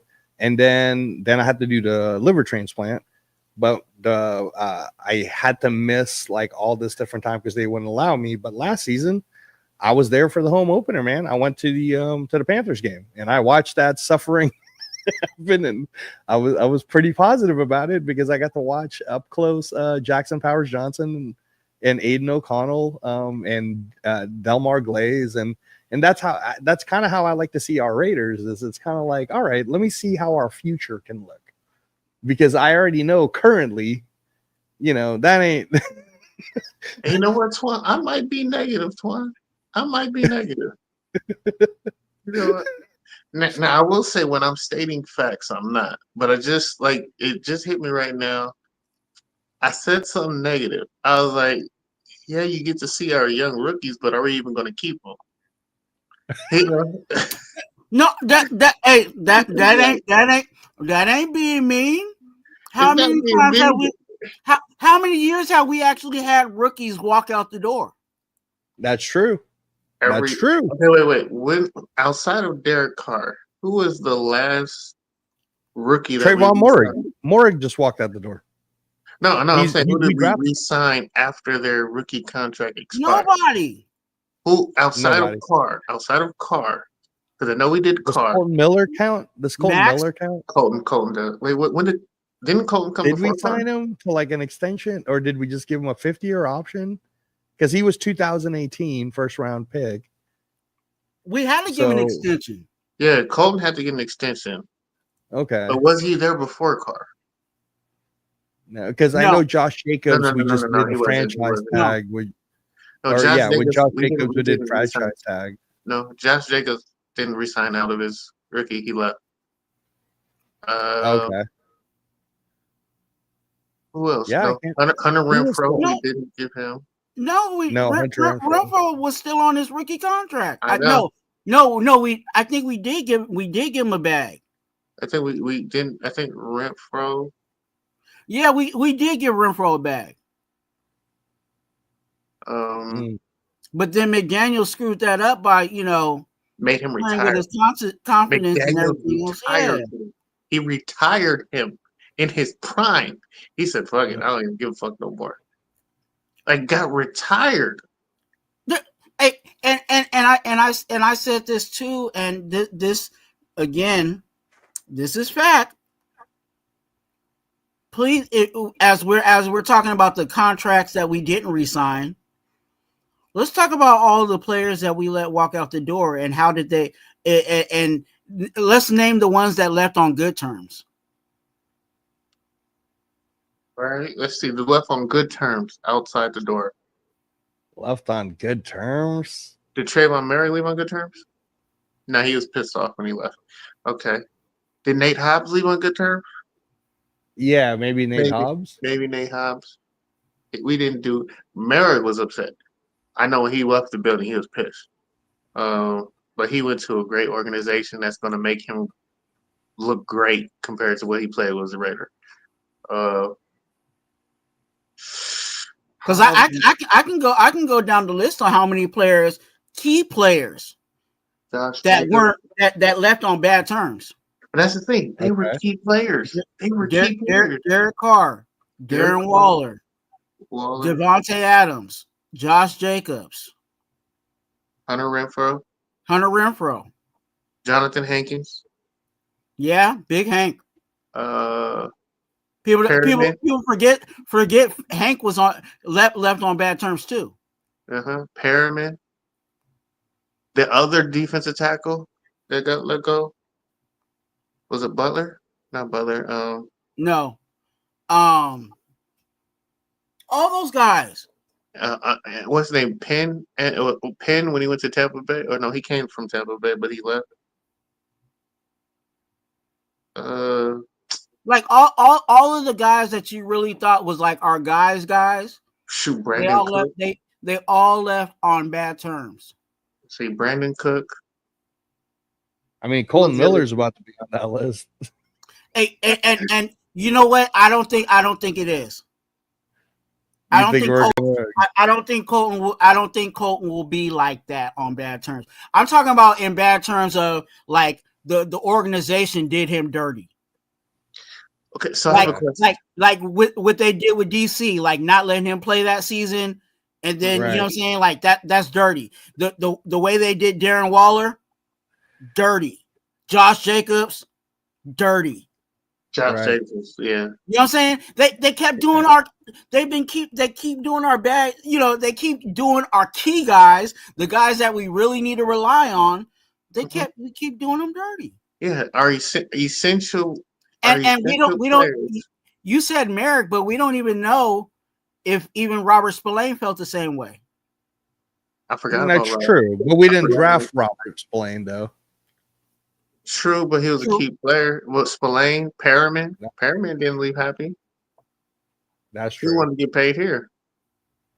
That's true. So we gotta do better and be better on that end of doing business better. Because again, when you start doing business like that, the NFL is like girls. They all talk. Right. And that's just the player. That's not even the free agent. That's not even. You know what I'm saying? When you hear about girls talking in the ladies' bathroom, that's the NFL. Right. They all talking to each other and saying, "Oh, hey, you know what? If you want to go over to the Raiders and get a bag, go ahead and get a bag, but just know you're gonna get done dirty. Just know it's gonna be your last bag. It's the last bag you're gonna get." Well, I mean, what I'll say is, to be fair to, and again, I understand as all of us being fans of the Raiders, we want them to do better. I think that's the reason why they I mean, I think they did Antonio Pierce dirty, if I'm being honest, because they elevate him to being a head coach just to throw him under the bus after 1 year when everybody knew that wasn't a complete team. It needed to be built. He didn't have a team. He didn't have a team. He didn't have a quarterback. He had no quarterback. He didn't have anything, right? So we could say they did Antonio Pierce dirty. Telesco, who did, I mean, again, anyone can say what they want to say about Telesco, but the fact of the matter is, in the 1 year he came, he got us 3 starting people off the first 3 rounds. We got Brock Bowers, Jackson Powers Johnson, and Delmar Glaze all starting right off the grip, right? And we don't even know how good DeCamarion Richardson could be, but maybe he will be good too, right? So we don't know yet. Hey, real quick, Marcus is leaving, so I want to, this is the last time I'm going overboard on his video, but because it's the first time I'm releasing it. But good night, Marcus. Oh man, Are you trying to imply that I hit it? Oh no, I see what you're saying. Marcus, darling. Hey, how you doing, Lady Eloise? I don't have any panties on. Lady Eloise, please. Have some good rest, Marcus. Lady Eloise. Lady Hey, Eloise. Marcus. I didn't know he That's dated funny. Lady Eloise. All right, Marcus, man. have a Lady good night. Eloise. Lady Eloise. That's classic movie, by the way, guys. Boomerang. Okay. We're gonna say Growing up, anyway. you know, I got to watch it on the theaters. I think that and again, for me, being Filipino, grew up in the Philippines, then came to the US. I didn't really start to understand how divided the US was in terms of just color looks, I guess, until maybe when I was older. Because in the Philippines, man, you know how many black people are like there's so, I mean, just the American army or the military alone, like I mean, you're probably seeing a lot more of it now, like the black Latinos all coming out. But growing up, we're kind of like, yeah, you know, everybody it wasn't like a ooh, it was more weird, if I'm being honest. If we were being racist to anyone, we were probably, and I don't think Filipinos were racist to anybody, but if we were, it probably would have been against white people because they were so different from us, right? Like that, it was that was a weird thing. So, anyways, I say that because Boomerang, I always kind of thought of it as a love story, kind of like rom-com type of a movie. It wasn't until I was older that then this narrative of, yeah, that was the first time that an all-black cast and it was a black base, and I was like, man, I never even thought of it that way. But yeah, I guess that is cool. But I was like, I just kind of thought it was a rom-com, man. You know, like I'm just watching a regular ass rom-com, white, black, Chinese, like it didn't really matter. But Boomerang's a classic, man. It's one of my all-time favorite movies. It had every funny comedic, there was good drama, Halle Berry. I mean, come on now. Right. Come on. The potential in that, yeah. Oh man, you know, I'm surprised you haven't used Hey, Twuan, have you used the matches? You got to match the mushrooms, the mushroom belt and the vest. Oh yeah. I don't have that. I don't have that clip, but yeah, I know what you're talking about. You guys is that pop? Yeah. Hey, you know that was 100% improv? Yes.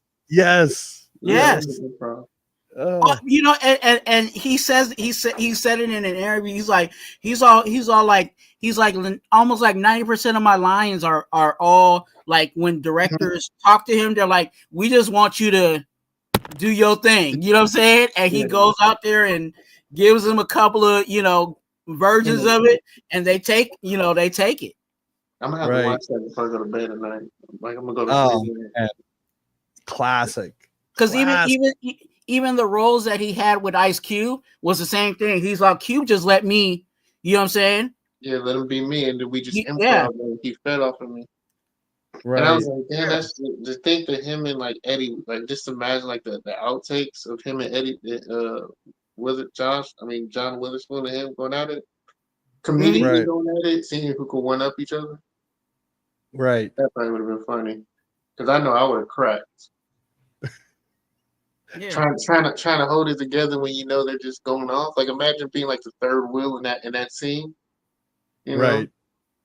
That was funny.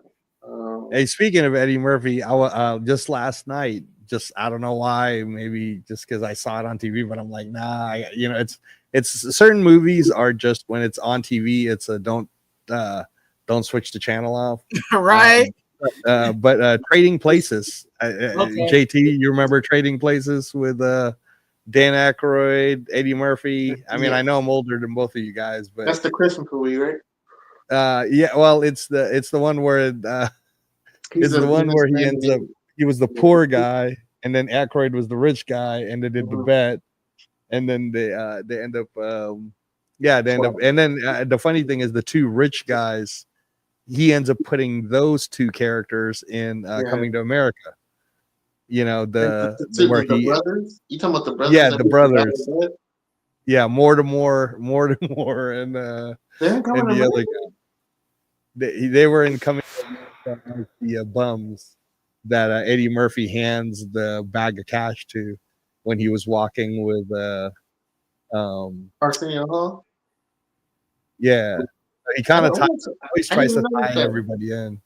I never noticed that. Oh, get out of here! Really? In Coming to America?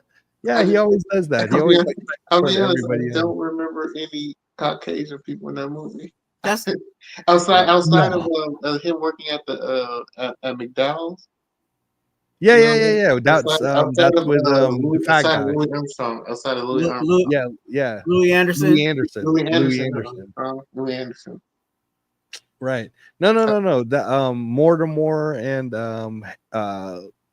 Hamesworth, I think, Yeah. was the character's name. So it's in that scene where he's walking with the lead lady character. I don't know why I'm forgetting her name right now. But he has a bag of like all this money, and he puts that into the two what you think are bums, and then they grab it, and then he goes, Mortimer, we're back, because they had like, I don't know, like Oh, you're right. Okay, $20,000. I remember now. I remember. Yeah. now. Yeah. I So never picked up on that. yeah. Yeah. Little those are the little Easter eggs or whatever that Eddie would do. Yeah. But man, Boomerang had Martin Lawrence. That's crazy. And then even the music, I had that music track. I don't know if you guys bought it back in the day, but I had the soundtrack. I totally bought that soundtrack. I mean that soundtrack's still one of the best albums you could have. I guess the kids nowadays would call it a playlist. Yeah. But back then, man, that soundtrack was dope. I still say my best soundtrack for a movie is The Wash. Oh, The Wash. What? Oh. See, now I gotta go watch that. Yeah, so the Wash soundtrack. Oh, that's heavy hitting. No, but okay. I got a Raider question. Okay, go ahead. Porky's, that's hella funny. Cool Kev. Cool Kev, you're crazy. I am old though, bro. So I did watch Porky's. Cool Kev. Shout out to Cool Kev, the newest deacon of the Raider Twuan in the congregation. Oh, Marcus already left. Yeah, but okay. So I'm gonna say this. Is there really something to be optimistic about on this team? A lot. There's a lot to be optimistic about with the team. Genuine optimism, not just, well, we're better than we are last year. When you're comparing, I understand where you're coming from because of the frustration, JT, and believe me, it was funny, right? Like my wife's dad, I lent him a Raider hat when he just visited here a couple of weeks ago, and then I was telling her, I was like, I know that he grew up in San Francisco, so you were kind of forced to watch the Niner, but they live in Nevada now, and it's better to switch to the Raiders, and then I jokingly said, now you have to explain to them that if you come to the nation, good, bad, or indifferent, man, it's gonna be a ride. It's gonna be a roller coaster ride, no matter what. But if you just stick it out, the fan base will always have your back, right? So I understand the frustration, JT. I do. I believe me, the revolving door of coaches, bro. Right? Even leaving Oakland to come to Vegas, I get it. But what I'll say is, and this is where your frustration could come again, is if Mark Davis at the end of this year decides to fire Svitek and Carroll and Chip Kelly, then I guess you could be mad. But the fact that he doubled down and I think Chip Kelly might be the highest paid offensive coordinator in the NFL right now. So he's not just going to fire him. Pete Carroll's got a 3-year guaranteed contract with a 4th-year option. So we just want to make sure he doesn't die between now and then. But, he should be fine. Right.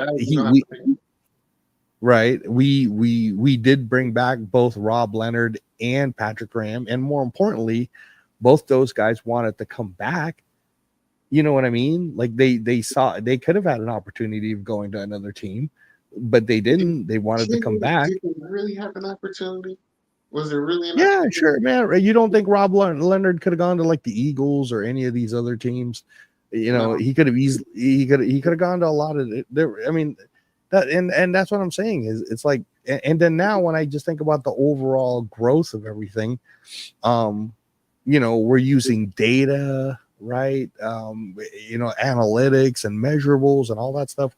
And then we're taking like front office people from the Broncos. We took their front office guy and we took somebody from the Eagles, right? So you could see like the culture is definitely building to a certain standard that Pete Carroll wants. And then I can go up and down with the players, JT. I mean, come on, man. You're telling me you're not kind of sort of excited to see what Ashton Jeanty could do? Because what if he is that good? What if he does do what everybody thinks he can't do? Like the easy argument is, he did that in the Mountain West Conference. And yeah, man, he did that, but it was college. Dude, I watched him live because I watch UNLV football, right? And I was there when he watched it, and believe me, we were rooting against him, but it took everything out of our UNLV team to get him to run 130 yards and 3 touchdowns on our ass. You know what I'm saying? It's I get that and I understand that. And he's not playing UNLV skilled or talented players. So I don't just see him like running up and down the field on everybody. I mean, can we trust? We can. My thing is this: it's what is he going to do that I haven't already seen that didn't work here? How different is he going to be than Josh Jacobs was? Okay, that's fair. That's fair. It's like, yeah, I've seen a good running back here, and we literally did nothing with it. And we didn't try and do anything with it. We didn't want to do anything with it. So it's like, it's kind of like, I guess you can call it PTSD, right?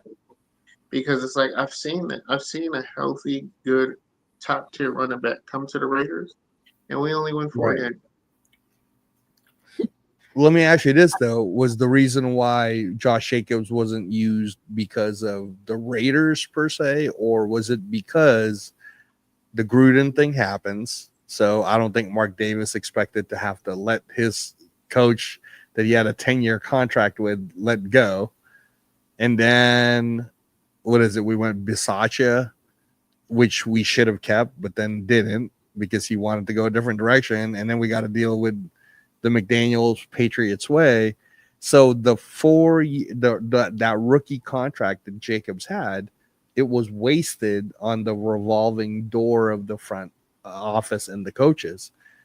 But would you say that, again, barring Pete Carroll or anything weird like that happening, if Pete Carroll stays here for the next, let's say, 4 years, do you see Ashton Jeanty not developing into something good?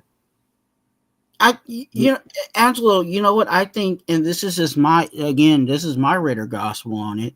I think Ashton Jeanty's future is really going to be predicated on that offensive line, and we have a huge weight on that offensive line and question marks as the coaching staff on that offensive line. We're asking a college coach, you know what I'm saying, to come in here and really turn this offensive line around. And it's not like we really infuse this offensive line with a whole bunch of people. When you start looking at who our starters are going to be, all of our starters have already been here. You're looking at Colt Miller at left tackle. They're talking about Parham at left guard. Ooh. Right? Then you have JPJ at center. Right. Then, Meredith then, probably. then, Oh, Kappa. then the Kappa, and then at the on the outside is Glaze. So the only difference of personnel on the offensive line is a veteran veteran O lineman that didn't play well last year. It wasn't like he was an all pro or was playing solid last year. Kappa, they're Right. kicking tires on this guy. So Right. we're kicking tires on the one thing that has changed on our line and expecting for our line to be better. Right. No, I agree. So, I agree. I'm hopeful.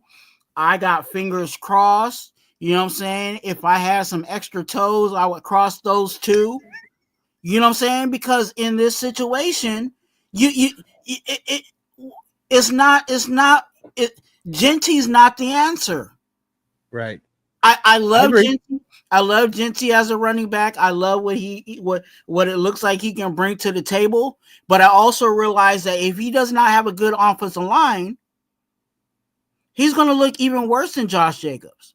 Right. Because remember, Josh Jacobs, and we've seen this. There was plenty of times where Josh Jacobs got the ball handed to him, and the D lineman was already in his lap, and he had to pull magic out of his hat to get back to the line, so we didn't lose yards. Right. Genty doesn't have that. Right.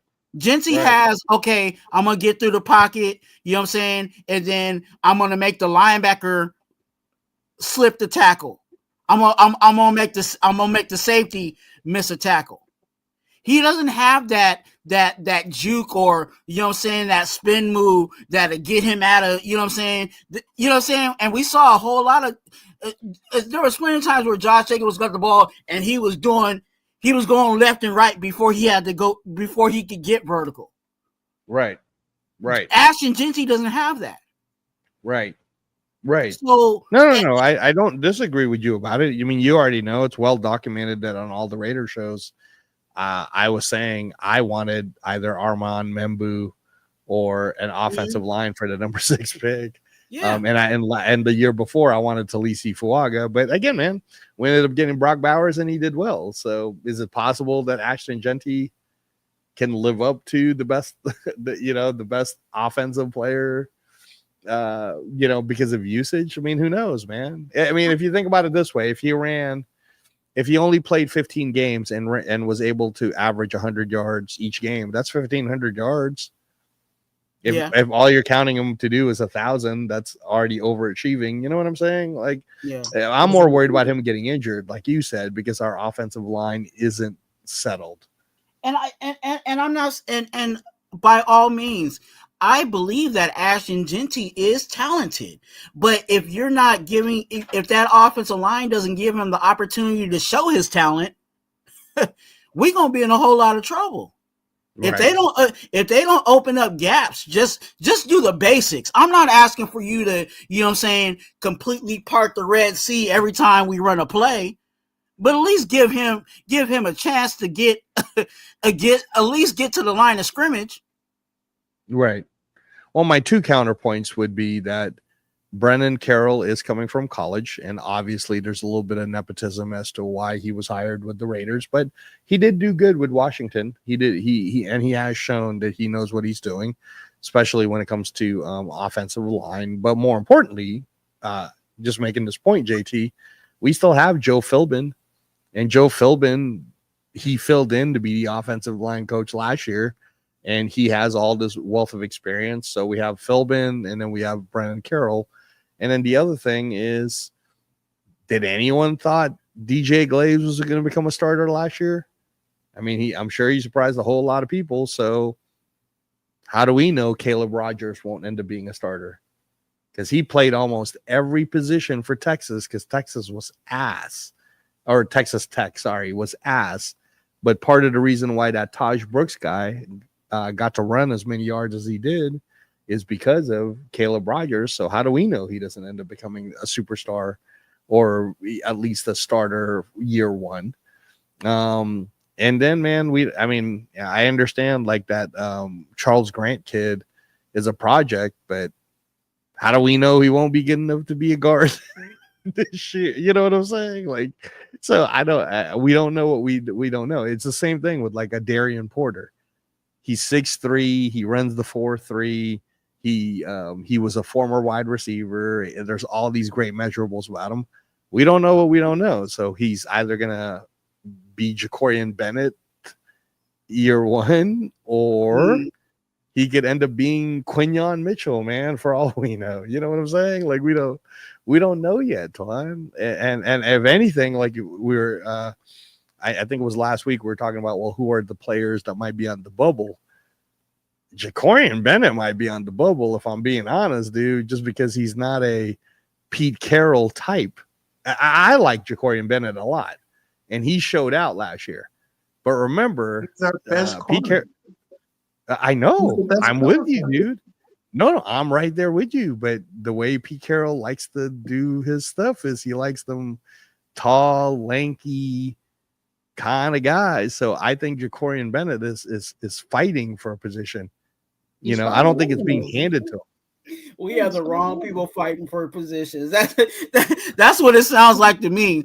Are you talking about our best corner? I know, I know, but I mean, if you guys read some of the reports, though, yeah, man, I hear you, I really do, but that part just does not, like, I just don't get it. I don't. Right. Well, the other thing, especially in a room that we're already short as it is. Right. Oh, hey, Frank Weber's on. Hey, thanks, Frank. Because I still don't know who I could really trust being our slot corner. That's true. That's true, because you want a slot corner that could tackle, and it's a little mean. Who'd you say, JT? Sam Webb.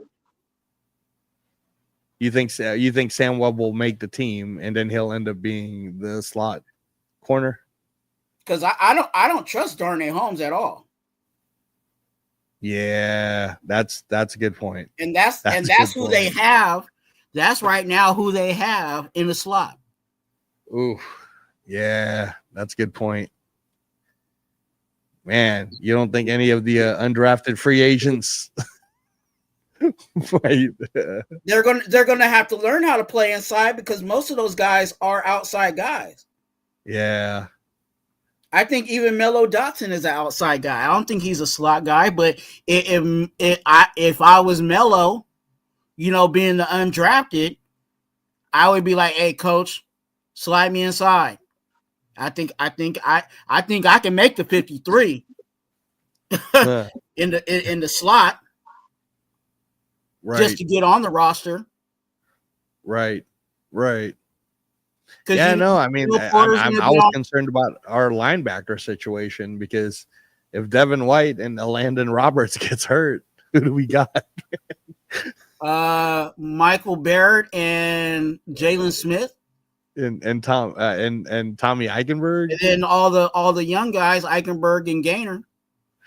Oof. I mean, I don't know, man. I mean, again, I'm hoping for the best, but I don't know. We didn't get no superstars. We didn't get no Roquan Smiths. I like Michael Barrett, believe it or not. No, I like Michael Barrett too, but Michael Barrett is a better version of Divine Diablo to me. Wouldn't you agree, from Michigan? And Divine Diablo was a starter. Yeah, but I know, but he's kind of so if you're telling me he's better than Divine Diablo, I think we could play ball. I mean, but Divine Diablo, who was converted from a safety down to the linebacker. That's the thing, and that's what I was saying, is Michael Barrett is kind of small, which is why I thought we drafted like Eichenbergs and Lindenbergs. We drafted the Bergs. Well, I thought honestly, when I looked at Michael Barrett, I automatically thought outside linebacker. You know what I'm saying? And I think that's where he will be. I don't see him, playing the middle or being, a green dot, or, what I'm saying, being even close to thinking that he can be a middle linebacker. I think he would be that that, like you said, Divine Diablo, that outside Right. linebacker of that two linebacker set. If we still decide to do that, Yeah, the I think 4-2-5. what might actually happen is we might actually see 3 linebackers out there. Oh, a 3-3? Huh. No, 4-3. Okay. Really? Huh. Yeah, because Oh, a 4-3. I yeah, see because what you're saying. remember with Patrick Graham, we were running a 4-2-5. Yeah, we were doing a 4-2-5. Yeah, I think there might be some situations where we actually go to a real base. You know what I'm saying? Wow. 4-3. So we're gonna put okay. All right. So Coons. Because you would put So what are you doing? You're putting Tyree in the inside while Wilkins is hurt. You're going Tyree. You have your 4, right? You have Kuntz at one side. You have Max on the other side. You got Christian Wilkins and Adam Butler. That's your 4 up front. And then okay, hold behind on. Christian Wilkins is hurt, man. We don't know if he's going to be. Well, then you would either plug in Lalu or JJ Pegues. Okay. You know what I'm saying? And let him go at it. Or it just depends, because it depends down in distance. Like if it's a pass rush situation, you might put Tyree down there with Adam Butler. You know what I'm saying, on a 3rd and 15. You know what I'm saying? Right. And then still have then you can still play with the linebackers behind that with 3 linebackers. You can go with, you know what I'm saying? Obviously, we know Landon Roberts going to be out there. Devin White may be that other guy. And then, if you want another outside linebacker, pick and choose. It could be Gaynor. It could be, you know what I'm saying? It could be Barrett. It could, you know what I'm saying? Right. Go about it. Frank Weber says, hopefully this coaching staff was something or see something in these guys that we haven't yet. And then he says, don't count on Wilkins. And that's and Frank, some people were killing me because when he got hurt, I said that we need to have a contingency plan. No, they said that he's going to be back by week. And I was like, no, you guys have to factor in, even if he is healthy by week 1, he's not going to be NFL game ready by week 1. He's still going to be trying to knock off rust in week 1. That's just if he's healthy enough to get on the field. That's not game ready. That's part of my fear too with Kuntz is I don't know how good he'll be after that leg injury, but I also don't know how good he'll be after the layoff, which is kind of why I was saying I thought that Tyree Wilson's really going to show everyone this year. Wow, his Texas Tech style potential, I mean, because he's already at that point where it's year 3, and then you get to keep him for a year 4, kind of like what we're doing with Mumford. Like Mumford got injured year 3, we're keeping him for a year 4.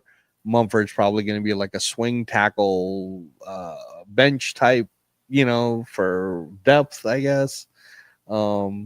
So yeah, no, man. I mean, I can see what you're talking about though, Twuan. I could see that. Although again, man, I don't know. Max,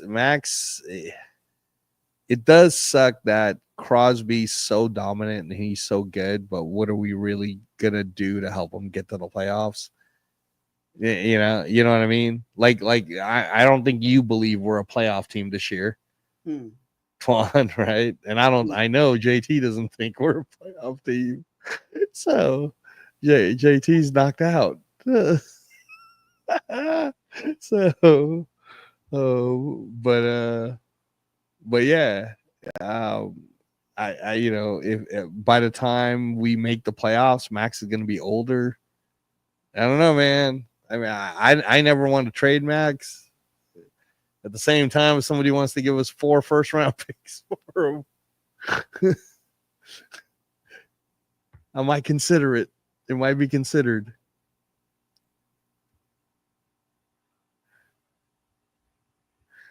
Yeah, there he is. JT's back. I was here. I was looking at something else. I think, and for what it's worth, reports have came out that Tyree is looking good in what in the pajamas that they playing in right now. You know what I'm saying? But we'll see when they have the pads on and it's really, Opposition, real yeah. opposition, and that's my thing. Is like the offense looks amazing. I mean, the defense was trash last year, so that just tells me the defense is terrible still. And that was supposed to be highly improved. So if the defense is if the offense is coming in and looking so amazing, well, who are they going against? Right.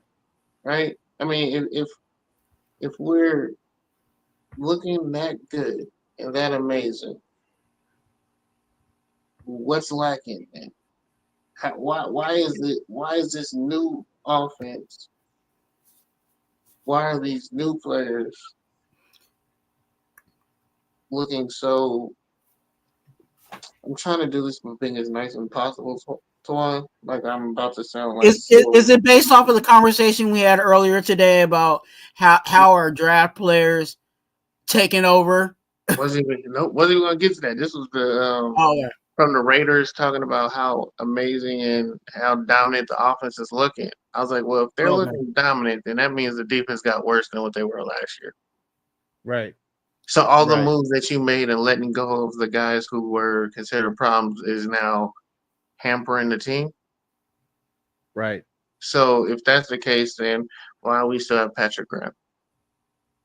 Right. If you can't stop our offense and then our offense doesn't look as good as it does against like real opposition, I'm gonna have a serious problem. I wasn't a big fan of Patrick Graham. I don't care for him. I don't think he can win. I don't think he runs a good enough defense to where it puts us in position to win. It puts you in position to contend and look pretty, I guess look decent.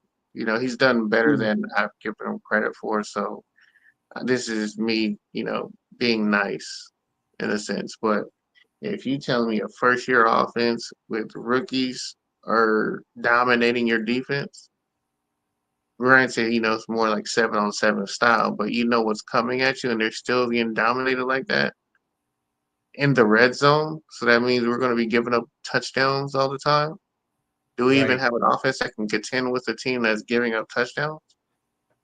I Right. got a real big problem with that because if one side is doing this dramatically, like if this good and getting this type of praise, and that tells me the other side is terrible. Right. And Right. I would have preferred the defense look amazing over the offense looking amazing. Right. Because then I was now gonna say, by the way, Twuan, JT, I noticed. Are those mitts, man? You holding mitts for people up there? Hey, shout out to I was JT waiting holding for you to mitts. see when he was talking. I was like, oh, he didn't even notice the mitts up there. So Oh, I noticed. I know. Yeah. Oh, hey, man. yeah, Good for you, bro. I got my gloves is over there in the closet. Hey, But look this at is, that. I told everybody, the room was coming around. So, I got, the flag and everything is coming along. Got this over here. About to have more Raider stuff in here, the gloves. These, for people who don't know, these are the sideline shoes that the Raiders be wearing during the games. That's Don't nice. don't ask me how I got them. I was That's nice. gonna show that to other people, but I'm just, I don't know anything or things like that. Don't ask me how I get my information, or you can trust it as much as you want. But it's coming along. I got one TV up, the other TV's over there. All right. Yeah, it's coming along slower than what I wanted it, but it's coming along. I'll put this right here. No, that's awesome, man. That is awesome. Yeah, But yeah, no, so I saw the mitts and I was like, oh, my yeah, man's holding mitts for people. I'm a southpaw, so it gets confusing after a while. You start calling Right, combinations and you be backwards, and right, you right. start touching people by accident. Like, oh my bad. All right, yeah, it's a work in progress. That's I'm like, funny. yeah. But I do dabble a little bit. I dabbled in it, but it's been a minute. Um, oh, it's Yeah, man, but that conversation we was having earlier, Twan, it was like I hate to be like the Debbie Downer, but it's like, come on, No, you're baby. being fair. I mean, you're being fair. Like you have every right to be fair like that, and I'm sure you're at the prove it to me mode. You know, you keep it's kind of like having that girl, like Swan said, right? Like you keep saying you're gonna change, baby, but show me. It's not even to prove it. It's they're not even doing it. Like, once you finally do it, you still have to prove it on the field. But we're not even putting a product that's even good enough to prove it. It's like people Right, think, like, this is the thing. We're getting so happy for the Raiders doing the bare minimum. Like, we're right, excited off the bare minimum. I don't right. accept that. Like, We're like not I'm the not, Eagles. We're not the Eagles who keep being making no, killer moves. yeah, it's like you want me to be excited and optimistic about doing the bare minimum, but yet if I really was to put this roster up, the starters of our team versus the starters of another team that has a winning record, how and granted, this is just on paper, but how does it hold up? Right. How does it hold up? Does it hold up at Well, all? I mean, I was making this point, and I know Turf agreed with me on this that our home opener against the Chargers, like, believe me, I want us to win on Monday Night Football, national TV, and the whole bit, but the Chargers are farther along than we are. I mean, they Everybody are does agree way with me. farther along than we are. So I could see that being a fun game to watch, but we could lose. You know what I'm saying? We could start the year 0-3. And that's the But sad thing about it because Harbaugh. This is year 2 in Harbaugh, and they're still ahead. You know what I'm saying? We're saying this about the Chargers, and this is their sophomore year. yeah, Right. and they're having quarterback questions. Right. And Right. they're still in a contention of we could be in the playoffs Right. Right. with Well, that's quarterback because they got issues. O line. They have O line. They got running back. And then people and like I said, people then get mad and be like, yeah, you're just negative. I'm like, how can I be negative when you're the laughing stock of the league? Below the Right. Cowboys. Right. We're below the Right. Cowboys. We're almost where the Cleveland Browns are. Whew. And you want Whew. me to sit here and be like, yo, the optimism should be high because what did we change? I'm trying to look at it. We're we're not building for the future. We're just the draft comes every year. So when I hear people say, "Oh, well, we're building for the future because we drafted good," okay, but there comes another part of drafting. It's retention. You know what I'm saying? Like, what is the retention of you keeping players that you draft?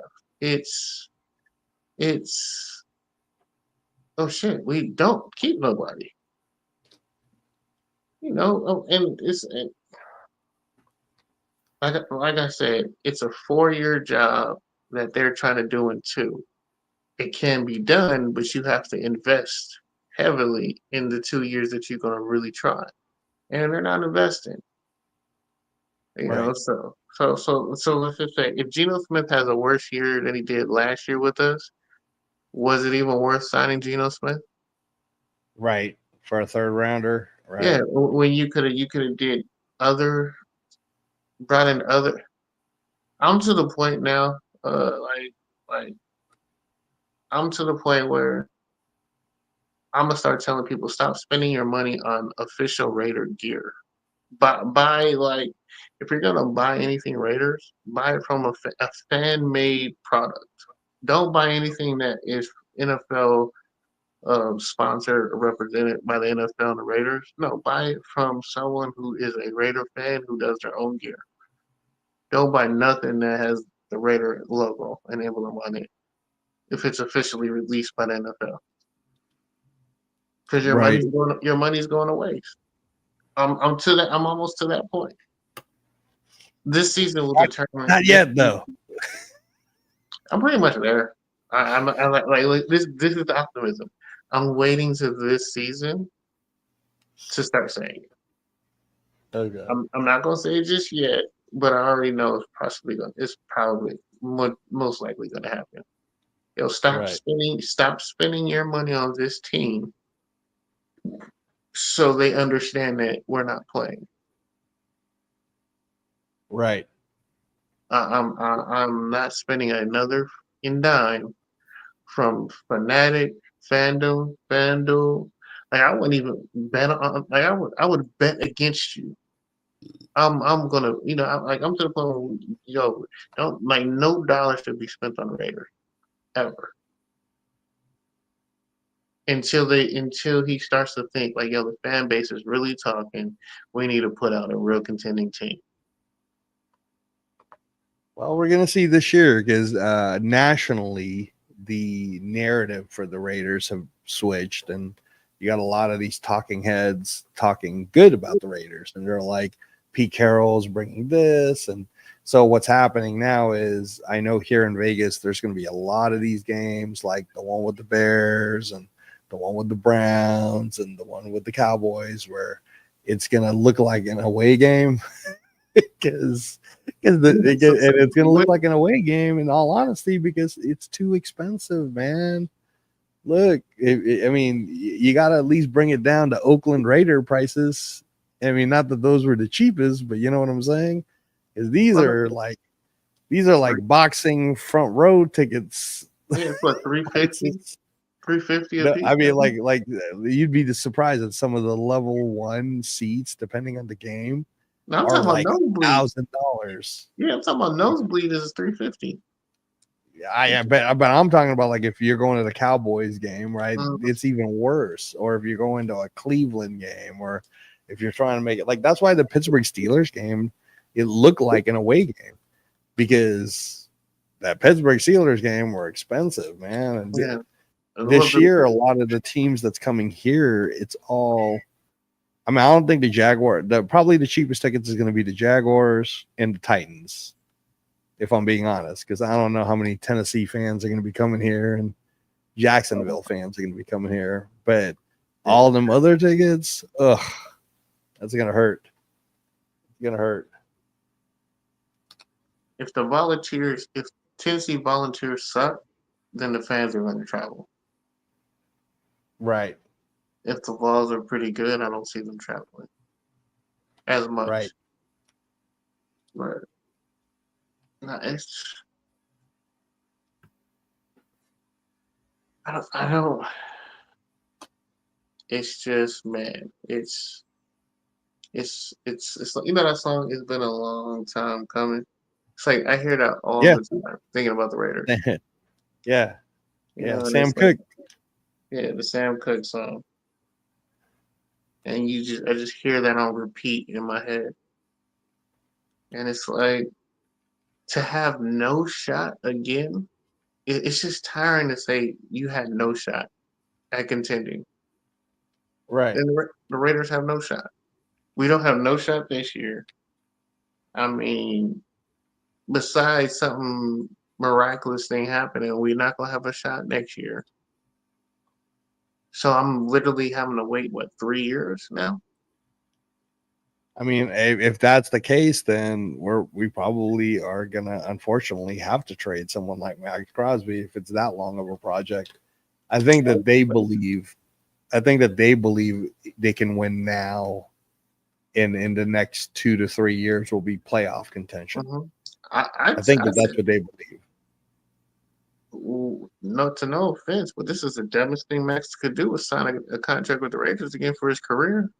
Like, for people to preach legacy and career, you got to do something to add to your player's legacy. And we're not adding nothing to his. Like, we're hurting Max's legacy and career. Right. We're hurting it by not putting players around him that enhances his ability and just make him a better player. He doesn't get the same treatment that TJ. He's a better player than TJ Watt. He's better than the Bosa boys. There isn't a. I hate to say it like this. There's not a better white defensive lineman than him in the league. He's the number one guy. Yeah, it's true. There's no one better than him. Now people will say the other guys are better than him in Bosa and TJ, but they're not. But they get the praise like they are, So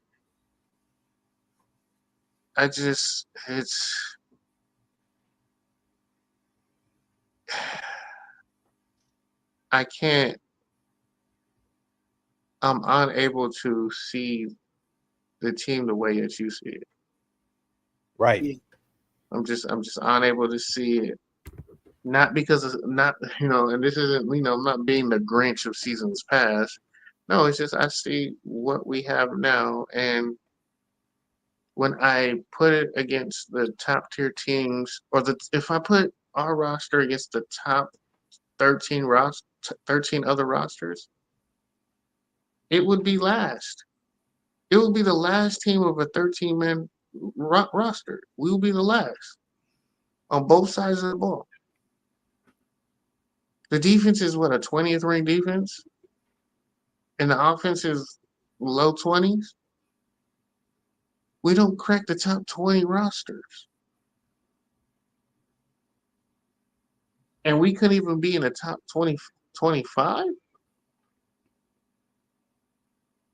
And now we come in and we got rookies pushing veterans, pushing them for their starting spot.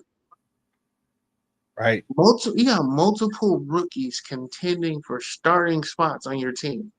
And if you sit here and tell me a 7th round draft pick, I don't care how much, unless he did what the kid from Ole Miss did with the bong, with the mask. Unless he was that type of player and did something that stupid, if he didn't fall because he just didn't fall because of something like that, he fell to the 7th round for a reason.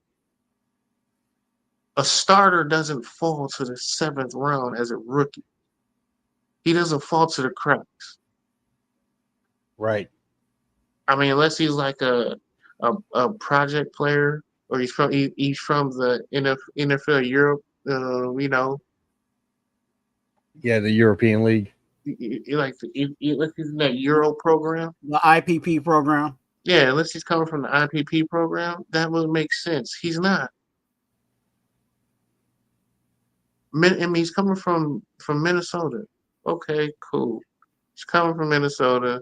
They got, pretty decent, good linebackers out there, good defensive, stout guys. But you're telling me you're hanging your head on a 7th round draft pick or late 3rd or 4th round draft pick, and you're excited. If you're telling me you're excited about that, with all due respect, you know very little football then. Right. To sit here and say that your team is moving in the right direction.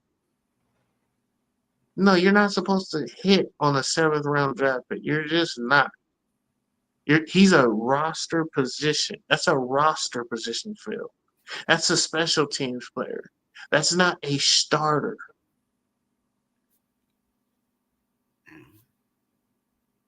So you're telling me you're putting a 7th round draft, a kid who's in the 7th round as your starter? So that tells me so that means what type of depth is behind him?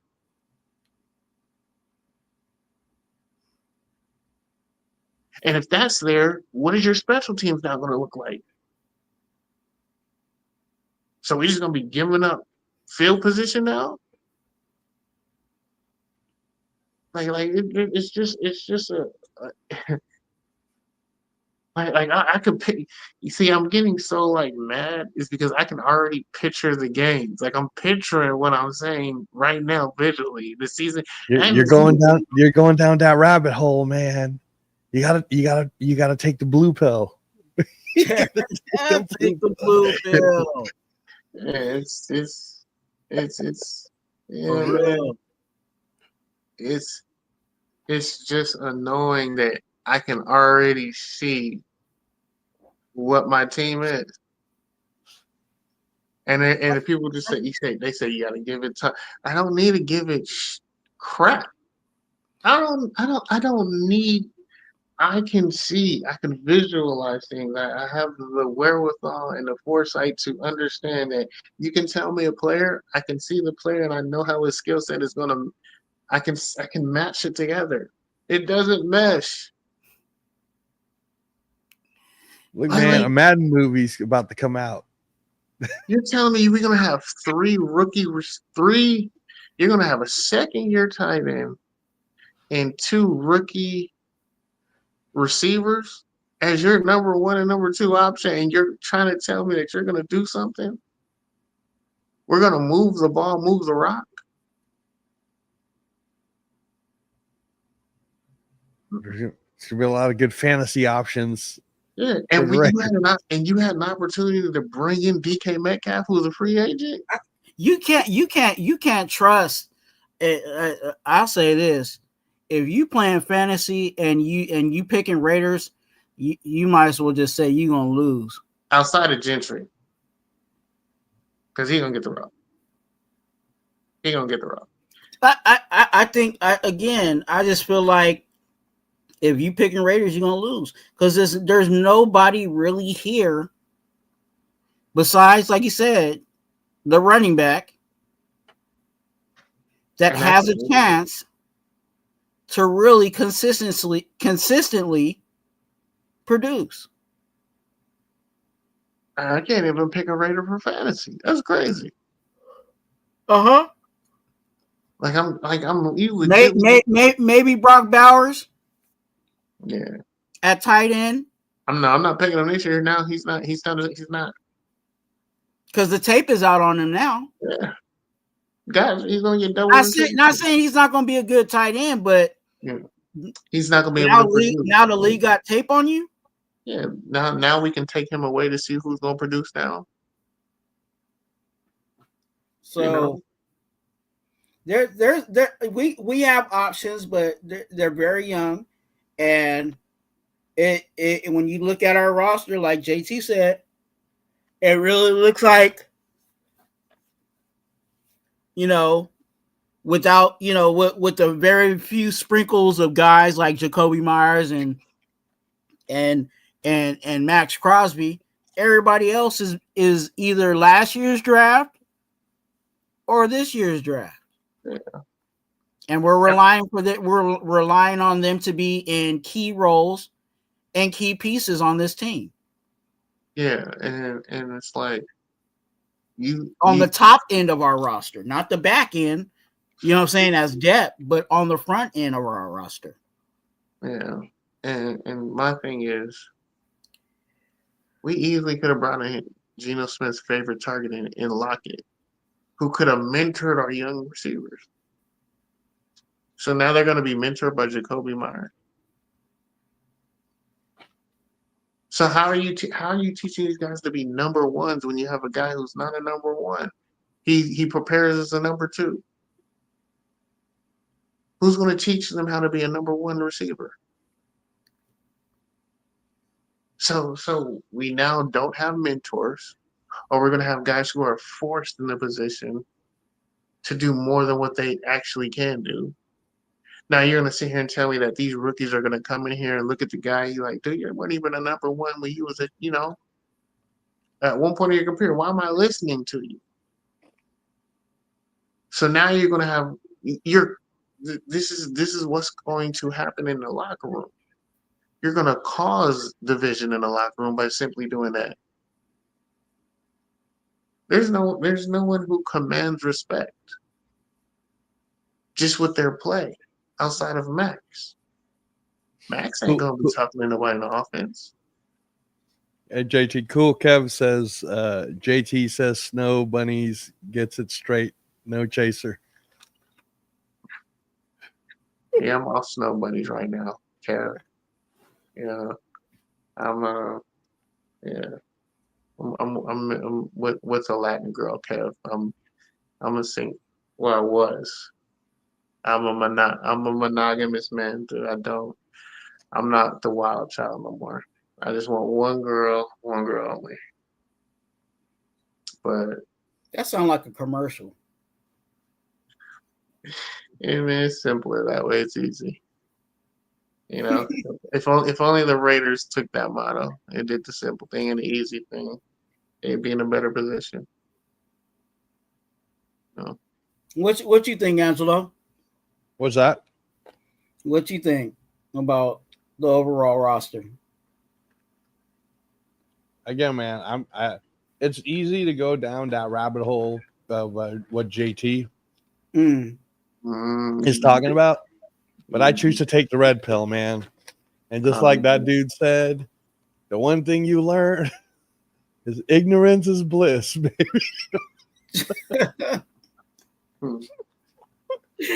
I'm blindly believing the Raiders gonna go to the Super Bowl. This steak is really good. You know, so I mean, again, like that's what they're selling. That's what they're selling the public, JT, right?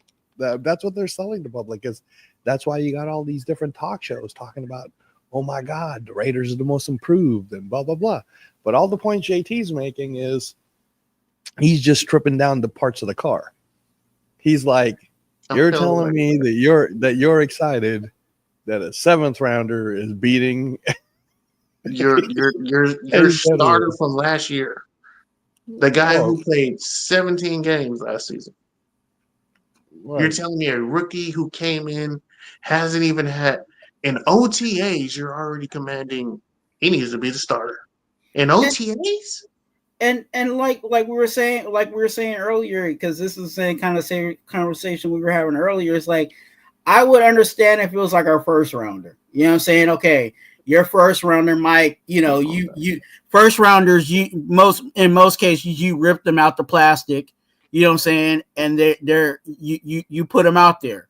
But when you're asking for your 3rd, 4th, 5th round, 7th round guys to be starters off the gate, then that tells you where your roster, where the health of your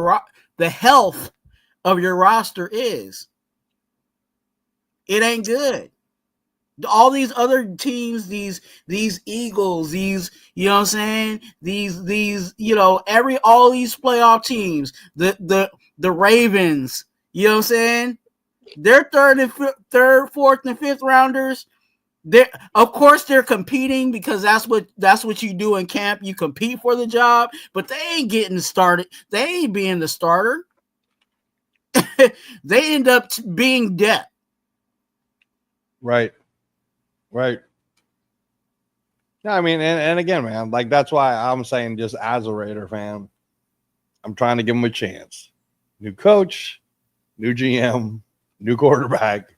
We ain't got no choice. We ain't got no. We got to put these people out there.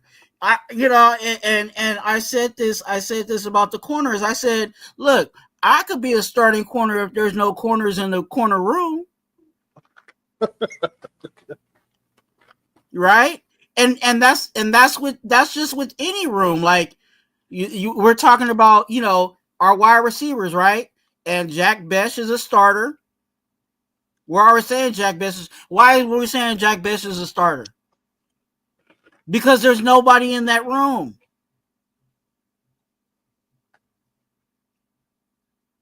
Are we really awarding Trey Tucker as a number 1 starter?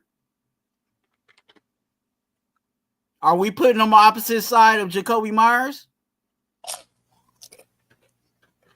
You know what I'm saying? So by default, a rookie slides in to be a starter. And that's just where it's at. Well, that's also why I was saying that, you know, we get to find out quicker who's the ones that are going to who's good or who's not, right? Right. Sink or swim. We the sink or swim team. Because the Jack Besh ceiling would be like a Puka Nacua. So shit, man, if he ends up being like a Puka Nacua in the first 6 weeks, even if we're losing, I'm like, that's a fantasy guy, right? Right there. Yeah. I think, and I said this last year about our team because a lot of people were talking about, because it seems like, and it seems like the theme of one of the themes of my team, part of my channel is talking about the depth. And I said, the benefit is that we're young. But the curse is that we're young. Right. Right. We're young in all the key places on this roster. And it's really going to take, some maturity for them to fully be, to walk into what we're really asking for them to do. Wow. And we don't know if that's going to take, their first year, is it going to take their sophomore year, or, you know what I'm saying? Or it ain't going to take until their that last year of their rookie contract to figure out if they got it. Like Tyree. Yeah, I mean, that's a valid point. Everybody's still waiting to see what Tyree can really do. And you already know people were mad about the Cleveland Farrell pick. So, yeah. Is Tyree going to end up another Cleveland Farrell, or will he actually be something?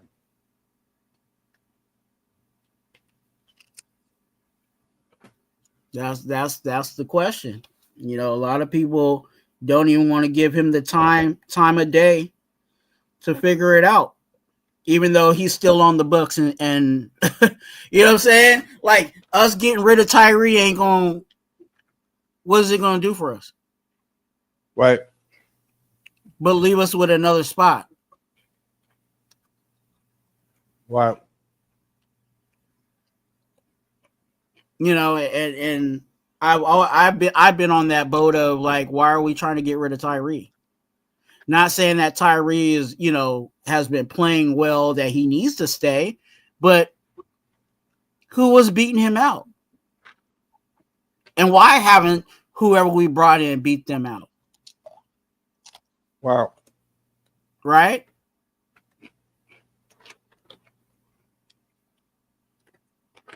I guess you could say Kuntz beat him out because that was supposed to be his position.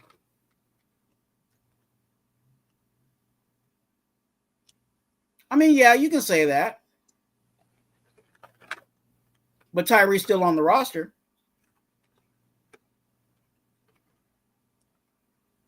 It's not a situation where, oh, we got this guy and in corresponding move, we release Tyree.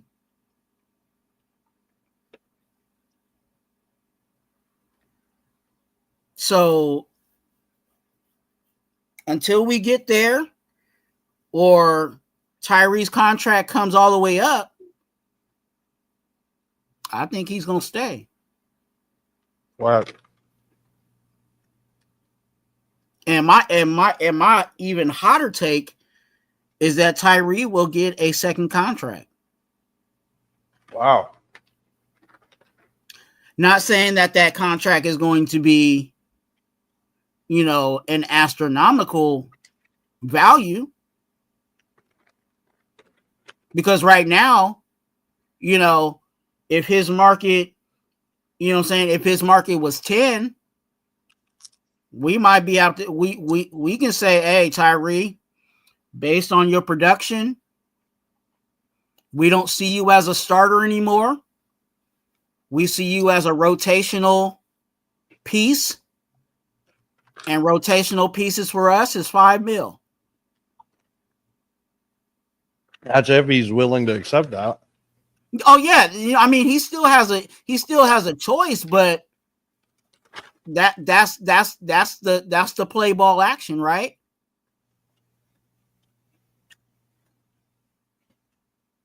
Kuntz could have left.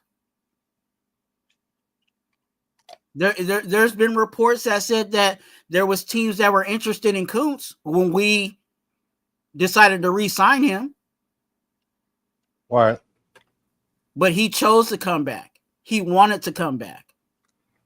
So Tyree could be like, hey, hey, I know that I was the number 1 pick. You guys took a shot on me. I accept, what I'm saying? I accept the role that you guys are projecting for me to be. And I'll stay in Vegas. There might be a situation he still got paid $12 million though. So no, he still got his money because he was a first round pick. But I'm talking about like the second contract, like the Cleveland Farrell. Cleveland Farrell went to another team. He didn't get paid. You know what I'm saying? Like he really should have got paid. He got what they saw he was worth, and what they gave him that, and he took it, and he's still in the NFL. So that could be us with Tyree. Tyree may not necessarily want to leave Vegas. He might like hanging out with Max and everybody. So, he might be okay with coming off the bench. I'm using a basketball term, but coming off the bench and, being that 6 man on the D line. No, I hear you. He wants to be Vinny Microwave Johnson. Look, might work. Hey man, shit! If he gets the sacks, I don't care. Yeah, I just want to see his get off. All right. Improve.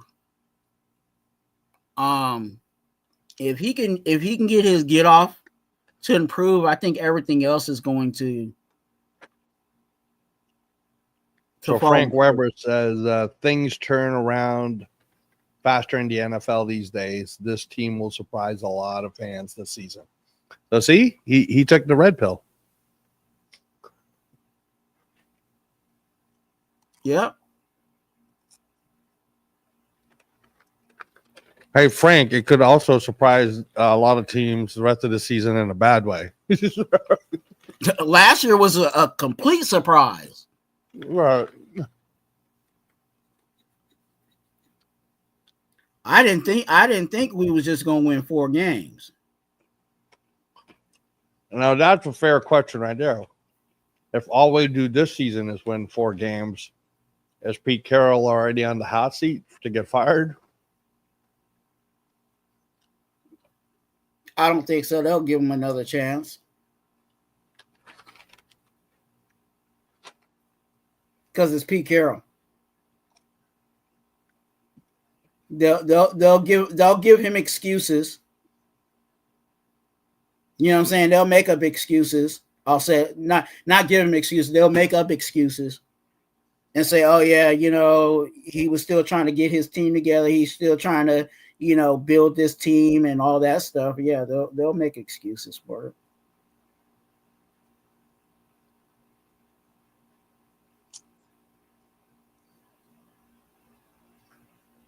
I hope that's not the case. I hope we're not making excuses for Pete Carroll.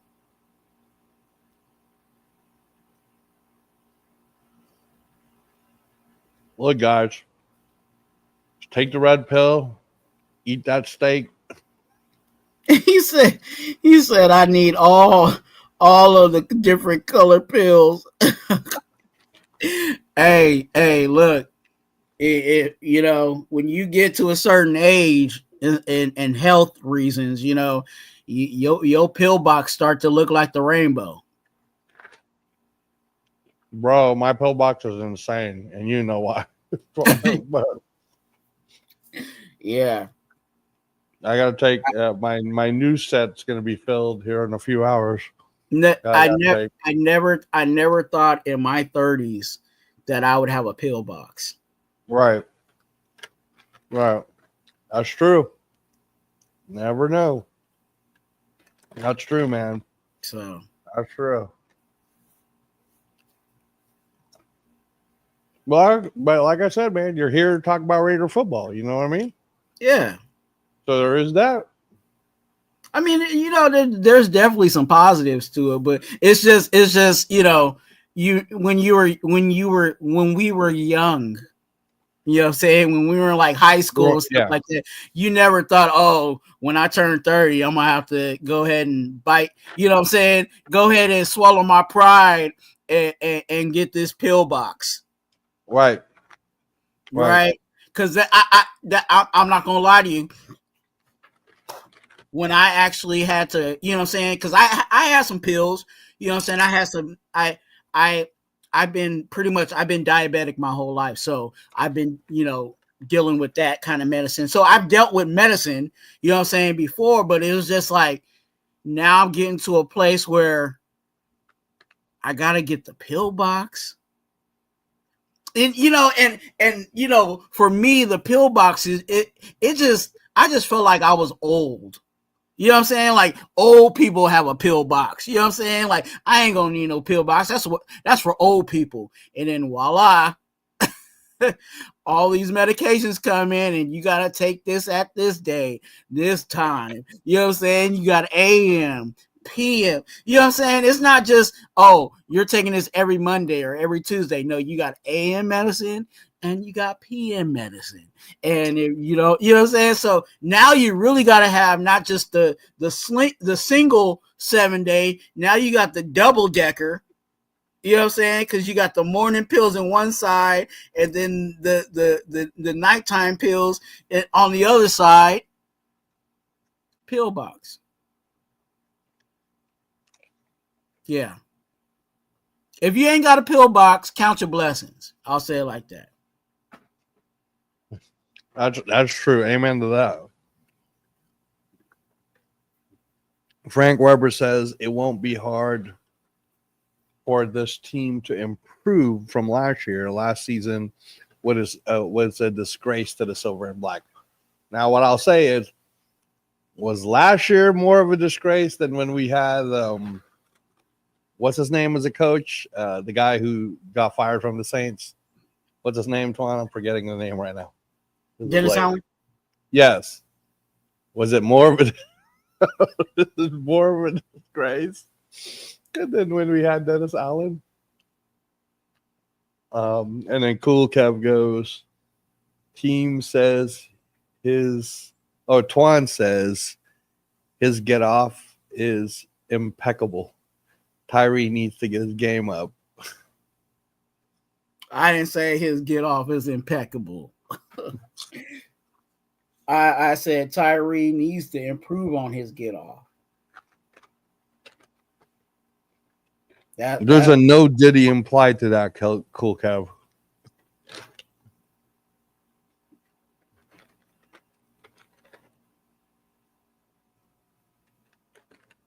Hey, man, that's true, bro. Cool Kev. You ain't lying, dude. I got so many damn pills, bro. It's insane. But it's keeping me alive. So did some of them did you get rid of some of them, or you? I used to have 2 pages worth of pills. Now it's down to a 3/4 page of pills. The main ones are still the anti-rejections, but there's a lot of supplemental type stuff that you have to take with it, because it's all balancing. Like I'm doing blood work again next week. It's all a balancing act, man. I mean, you have to deal with it all the time. Yeah. So I try to explain to people that if you are fortunate enough to have an organ donation and you have a second chance with it, just don't think that it's a fixer, because that's or don't think that it's a cure. I think it throws people off, Twuan, when they think it's a cure, because it's not. What it is an extension. It's basically, is it better than going through a lot of the sufferings of dialysis and whatnot? I mean, I can't speak to that because I didn't have to do dialysis, but from the people that I've talked to, they say yes. At the same time, though, the people who are on dialysis that go to the same transplant support groups that I'm in, they're trying to always ask that question, like, but is your life going to be completely changed when you're a transplanted organ? And the answer is, yeah, man. I mean, I can't go back to the gym, because I'm immune compromised. So, I mean, your immune system right now is weak, I'm sure, Twuan, because of the diabetes and everything else, but you're not immune compromised, versus you'll be immune compromised. Like your ass is going to have to make sure that you're always wearing gloves or mask. And if you get like food poisoning, you can't just like ride it out at home. Your ass has got to go to the emergency room, there's a lot of different things that come with the blessing. So it's never, but again, like I always try to explain to people, the option of me not getting this second chance at life was I was literally going to die. So I'm alive and I'm right here right now. So it's easy. So it's kind of like with JT, right? It's easy to go down a rabbit hole of all the bad things, or you can be thankful for all the good things that we have. And the good thing is, Twuan, we have a quarterback. We have a running back. We have a head coach. We have a GM, right? You know what I mean? Like it's not a maybe. If you want to talk about our head coach, we do have a head coach who has shown us that he knows how to build a team. He did it with USC. He did it with Seattle. So why couldn't he do it with the Raiders? Right? But if you want to look at it on the JT outlook, yeah, Pete Carroll's kind of old. So it's kind of like in that Adam Sandler movie, he has a 5-year plan. What's that? Don't die. Because he's so old. And There's, and there, and some people probably trip on how I make my own takes and stuff like that. And it's because I can actually see both sides, and both sides can be true and valid. You know what I'm saying? Like one person can come in here, like you said, they can be like, oh, we got, Ashton Genty, we got, Pete Carroll. And I see the positives in that. But then on the backside of it, I can see what roster, like complete roster, do we have? It's not there yet. So, nope. like I said, I can see both sides. So, and that's how I'll go about it. Frank Weber, good to see you in here. You've been chatting a lot in the chat. Appreciate that. You guys make sure you guys hit that like and subscribe button. You know what I'm saying? I know there's 20 million people in here. So make sure you guys hit that like and subscribe. And also check out Angelo and his new venture. I'm forgetting the name of it, but the knockout canvas, baby. Frank, if you love boxing, check me and Turf out on the Ultimate Raider Fan 32. But we're asking people to switch to the new channel for that the episode. It's called the Knockout Canvas. Is the YouTube. Twuan put it up on the chat, but I think our next episode that we're going to put out is on Wednesday, and we're just going to throw out some fun stuff in there. We are going to have that discussion though about who would have won, George Foreman or Mike Tyson. It's an interesting discussion. I don't know if you really got to watch George Foreman though, Twuan. I know you got to watch Tyson.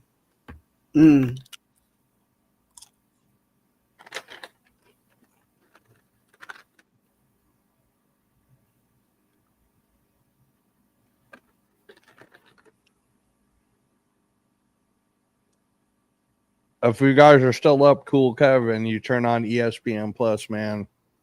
There's some really high level Japanese boxing happening. Oh, you're watching it right now? I've been watching it since 1:30. Oh, okay. Oh, the main event, the co-main event is happening next, and then the main event's going to come on. But a lot of knockouts have been going on. It's crazy.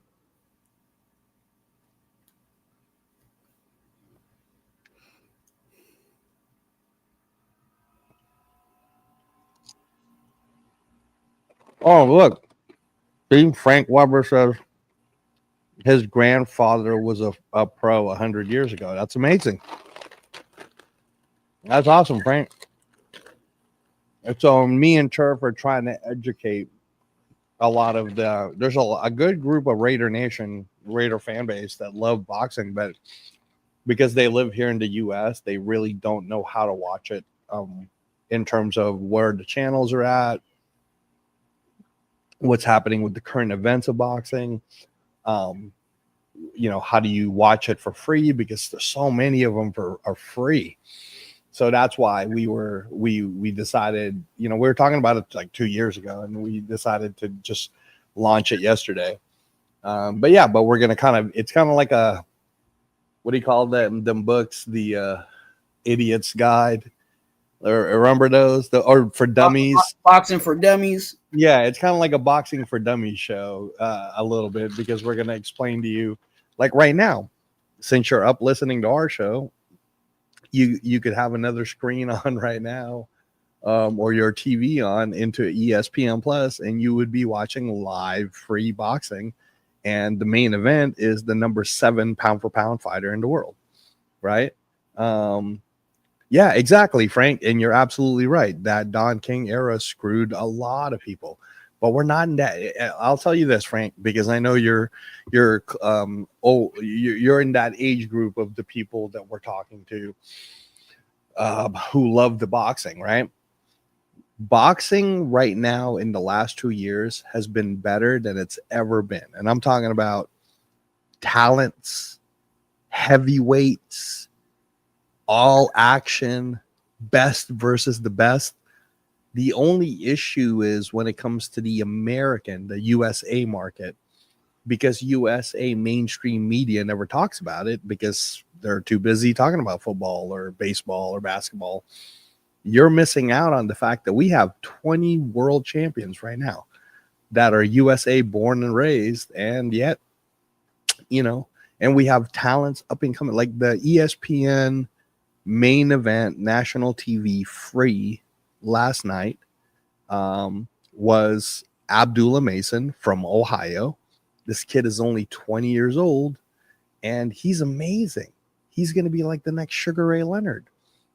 But if you don't know who he is, then how do you even know he exists? Sugar. Right? It's the whole. It's the whole.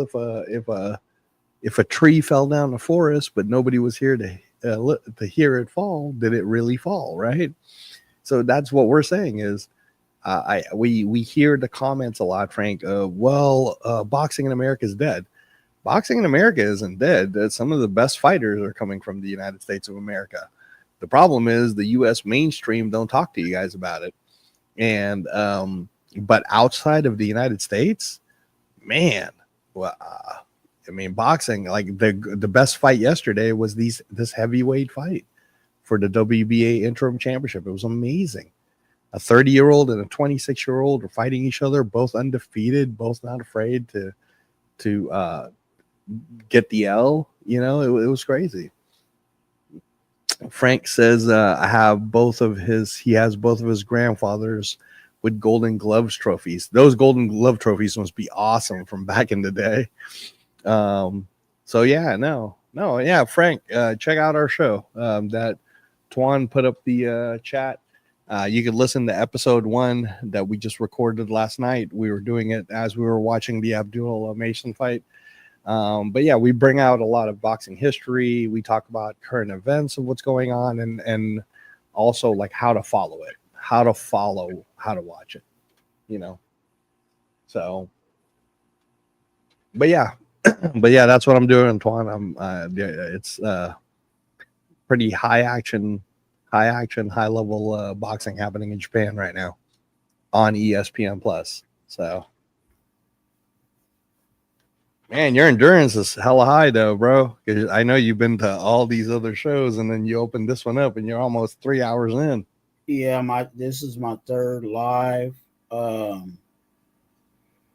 time did I start today? I think I started around 3. Wow. So you've been going 12 hours. Just about. Wow.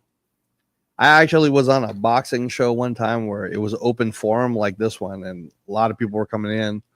We were peaking at like 600. Thanks, Frank. Thank you very much. We're peaking at 600 people like live watching. There was maybe, I think we at one point we had like maybe 5 people on the show, and then they would go down to 3. They would go up to 7 people all talking.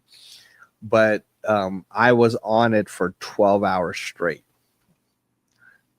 Because that's how much boxing if you really are up on current events for boxing, because it's kind of like soccer. There's so much of it happening in every part of the world, Twuan. It's like, I don't know, man. Being a boxing fan is like, it's like Raider Nation on steroids, but you're talking about like all of it, the past, the present, what the future would be.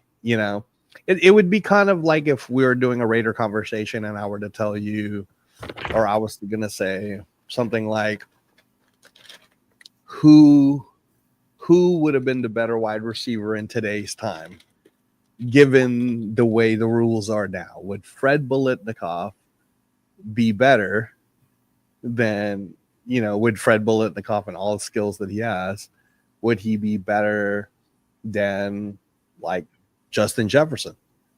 Because people will forget that in the 60s, Fred Biletnikoff was the man, dude. He was, he was Justin Jefferson. You know what I'm saying? Like the guy couldn't drop a ball.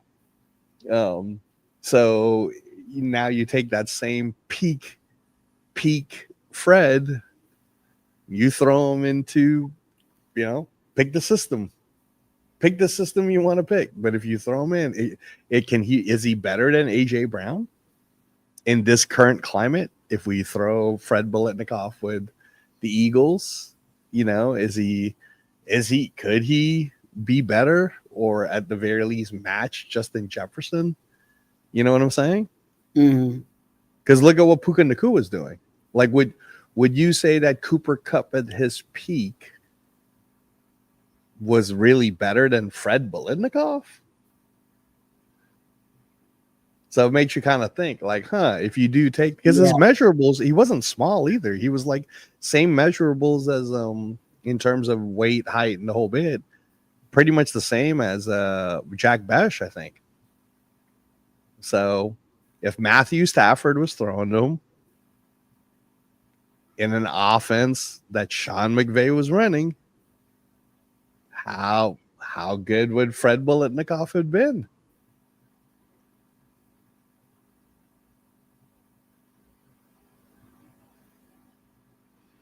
You also have to factor in that when Biletnikoff was playing, the pass really wasn't the, the focal. Right. But he was always money. Yeah. So I mean, because the ultimate would still be, or for me at least, is if that peak Bo Jackson, and I know we only had him for those very few years because of the injury, but if you took Bo Jackson and you put him in today's offense, if what Saquon did last year, if Bo Jackson played last year with whatever team you want to choose, what records would Bo Jackson be breaking? Because can you even say that there is a running back in recent times, let's call it the last 5 years, that is Bo Jackson-esque that you've seen, Twuan? No. Right? Because when Bo came out, man, he ran like he was angry at people. Like he was angry at the world or something. And he really ran that pure 4-4-3, some say in the 4-2s. But really, like, as good as Saquon is, as good as Derrick Henry is, and I'm talking like recent stats, Are you saying you'd rather have Derrick Henry over peak Bo Jackson? Would you rather have? Oh, go ahead. Go ahead. Derek is in his own lane. True. You know what I'm saying? That real big back. You know what I'm saying? And I think that's the reason why he has a lot of success for himself is not really like he has. It's not like he's juking anybody or anything like that. He's just big. Right. Well, I mean, but now if we're going to do that comparison, then let me ask you this, right? And this is what this is, Frank. This is kind of like what the knockout canvas is. We do segments like this, but let's say we took their peak abilities at their peak times, and you put them in today's football. Well, who'd you rather have then? Derrick Henry or Christian Okoye, the Nigerian nightmare? He was a big back too, and he used to knee the hell out of everyone. Yeah. Wow. See what I'm saying? It makes you kind of think about it, like today's rules. But because those days, the grit was harder, right? Because the game was different.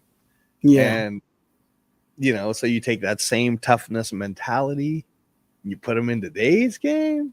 You know what I mean? Like sometimes I think that because revision is history and people are fickle, they think about Saquon's like great year last year, and people forget, man, Bo Jackson, when he was with the Raiders, when he was doing his stuff, and we weren't the greatest, but when we won that 12-4 year, I still don't think we would have ever lost to the Bills if Bo Jackson never got hurt.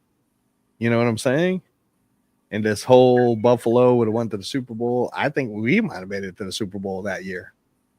That was it's my freshman year, I think. And yeah, man, that injury, dude, changed the trajectory. And again, you could take that to a more recent time. There's going to be the whole trajectory of if Derek Carr's ankle never gets hurt, that team that was hot that year, would we have made it to the Super Bowl? Because we sure looked pretty good. Second year Derek Carr with that team, Twuan, sure looked pretty good. Yep. So if he never gets injured, do we actually make it all the way? And would a lot of the nation be upset at Derek Carr versus could Derek Carr have been that guy? Like, wow, Derek Carr really did because he never got injured. Yeah. So hard to say, man. Hard to say. And you're right, Frank. Times change everything because the money makes it extremely competitive and progressive. Rule changes also make things different. As great as Jack Tatum was, he couldn't play today. Yeah, and that's true because he would have had to convert his game, right? That's true. Although then, Frank, we can reverse it, and we could then also say, you take someone like Justin Simmons, right? Who's really good. Could he have played during the time that Jack Tatum played? See what I'm saying? You could flip it the other way around too. And sure, some of these guys now, they're bigger, stronger, faster, but do they got that heart? Do they got that grit? Do they got that I'll walk 200 miles in the snow type attitude? I don't know, man. A lot of these big boys are soft nowadays. A lot of them are soft one. I don't know if they would have been able to play with them late 60s, mid 70s, early 70s Raider ball. You know what I'm saying? Frank agrees.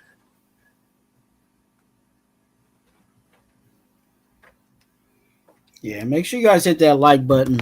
I think we have a couple of people that haven't hit that like yet. Hit that like button if you guys can. Appreciate you guys doing that tonight or this morning, early this morning for for a lot of you guys.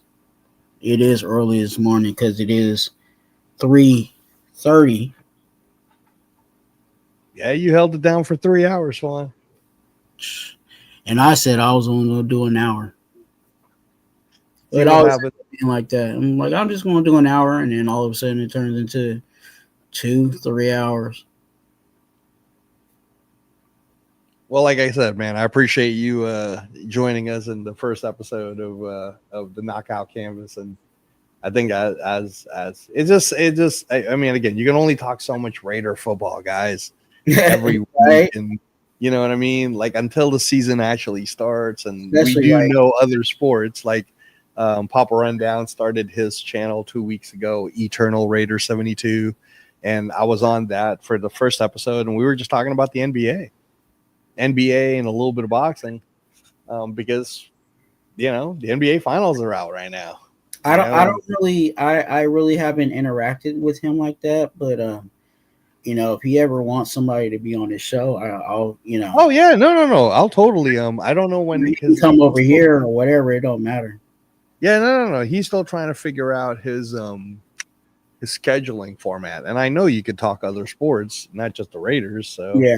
But yeah, like right now we were talking, the first episode we were just talking basketball and just the state of it, like the Jordan era versus what's happening now, or you know, I grew up in the Magic Johnson, Larry Bird type of era, you know.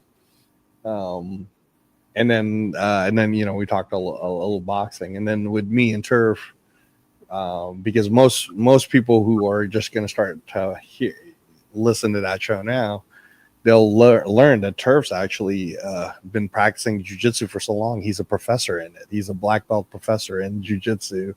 And then, you know, I always say, like, I never really like to brag about my accomplishments, but if you know how to use Google, you just type in my name and type in boxing and MMA, and you'll know all you need to know about what I used to do before the transplant. So, you know, it's one of these things where I don't really have to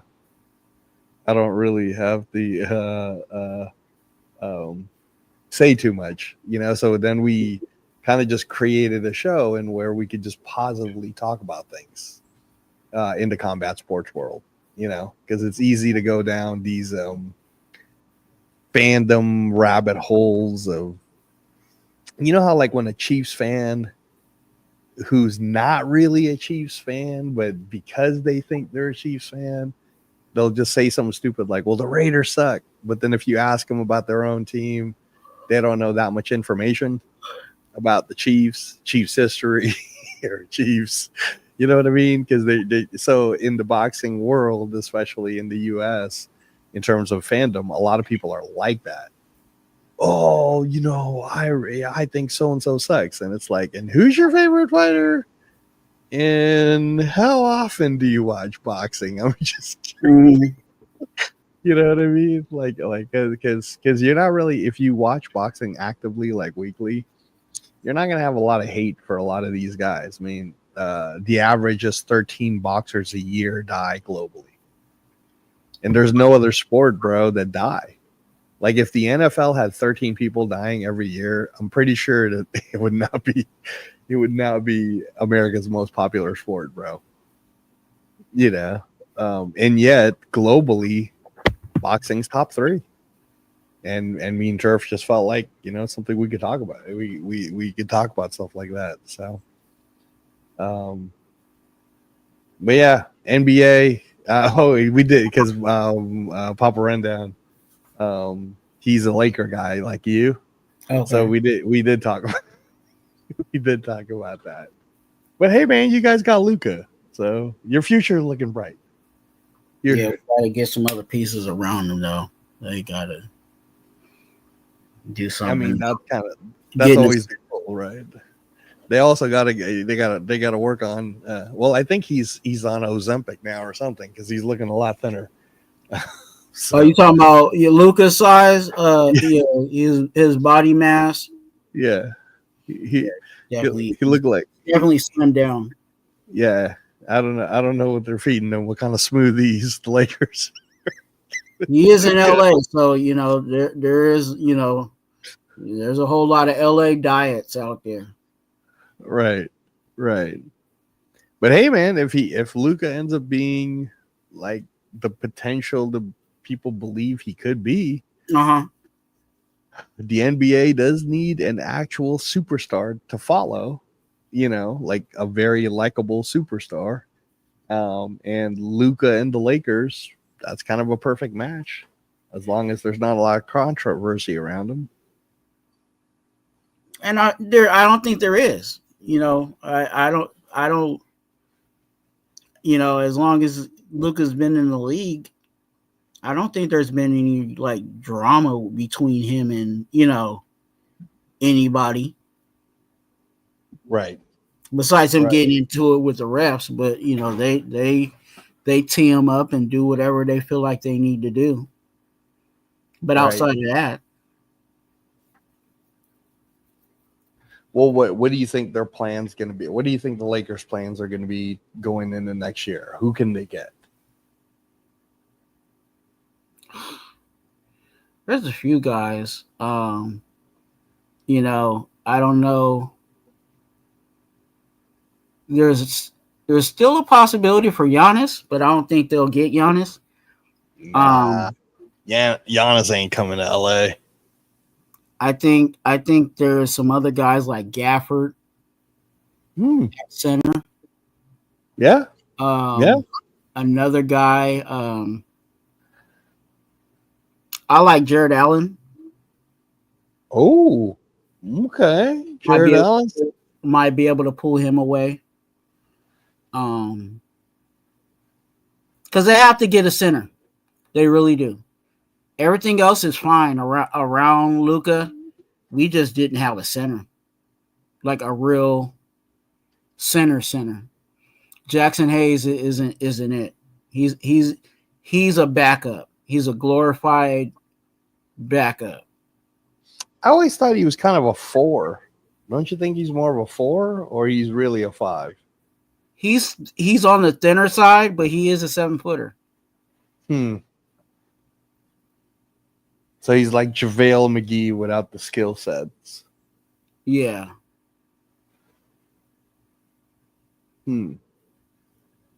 Jared Allen would be nice, though. Man, that would be crazy if you guys had him. So then you would have Jared Allen, LeBron, Luka, and might have Reeves around. We'll see. They're talking about he might be on the trade market. LeBron's hanging on with every last leg that he's got. I mean, and he doesn't have to have much legs when you have Luka. That was kind of the benefit of having, bringing in Luka. It's like, okay, well now, LeBron just has to spark. You know what I'm saying? He don't have to stay lit the whole game. He could just, okay, 4 quarter, turn it on, or, okay, we're kind of, we need a pickup, you know what I'm saying, going into the half. Go ahead, LeBron, go ahead and do your thing, And if he does that, which he's already doing, to be honest with you, he picks and chooses when he really, really is playing basketball. You know what I'm saying? Like really playing. Because there's times where you can tell he's slacking off. He'll slack off. And it's not that he can't do it. He just picks and chooses when he. No, I get it. He's old George Foreman. He's not young George. He's old George. I get it. And yeah, Frank, we were talking about that last 2 weeks ago. The centers of today, like Karl Anthony Towns, there's this narrative that 7 foot tall people need to step outside and fire a 3. So gone are the days of the Patrick Ewing and the Olajuwons and the David Robinsons and the Moses Malones and the type of basketball we were used to growing up. But hopefully it spins itself back around. I miss the shack. You know, let me get the ball and back you down and big boy you and big dog you. You know, I miss that. I miss the grandmama Larry Johnson. Let me pound the rock on you, kind of thing. So, but yeah, Patrick Ewing, that was a quality center right there, Frank. Man. And you ready to make a move, Angelo? Yeah, no, we're good. We out. We're you kept it down for 12 hours, man. Time to get some rest. You know, it's so funny to watch. I'm tired right now. Like you seen me yawn a couple of times, but watch, I'm gonna go to my bed and not be able to fall asleep. Yeah. And then you're gonna be like, "Oh, I'm opening it up." Nah, up right now after this live, I'm not doing another live until possibly next week. Okay. Yeah. Okay. There Sunday, nah, I ain't going live again. Right. Unless I'm completely bored and it won't be my live. Like if someone hits me, I'm like, hey, I'm doing a live.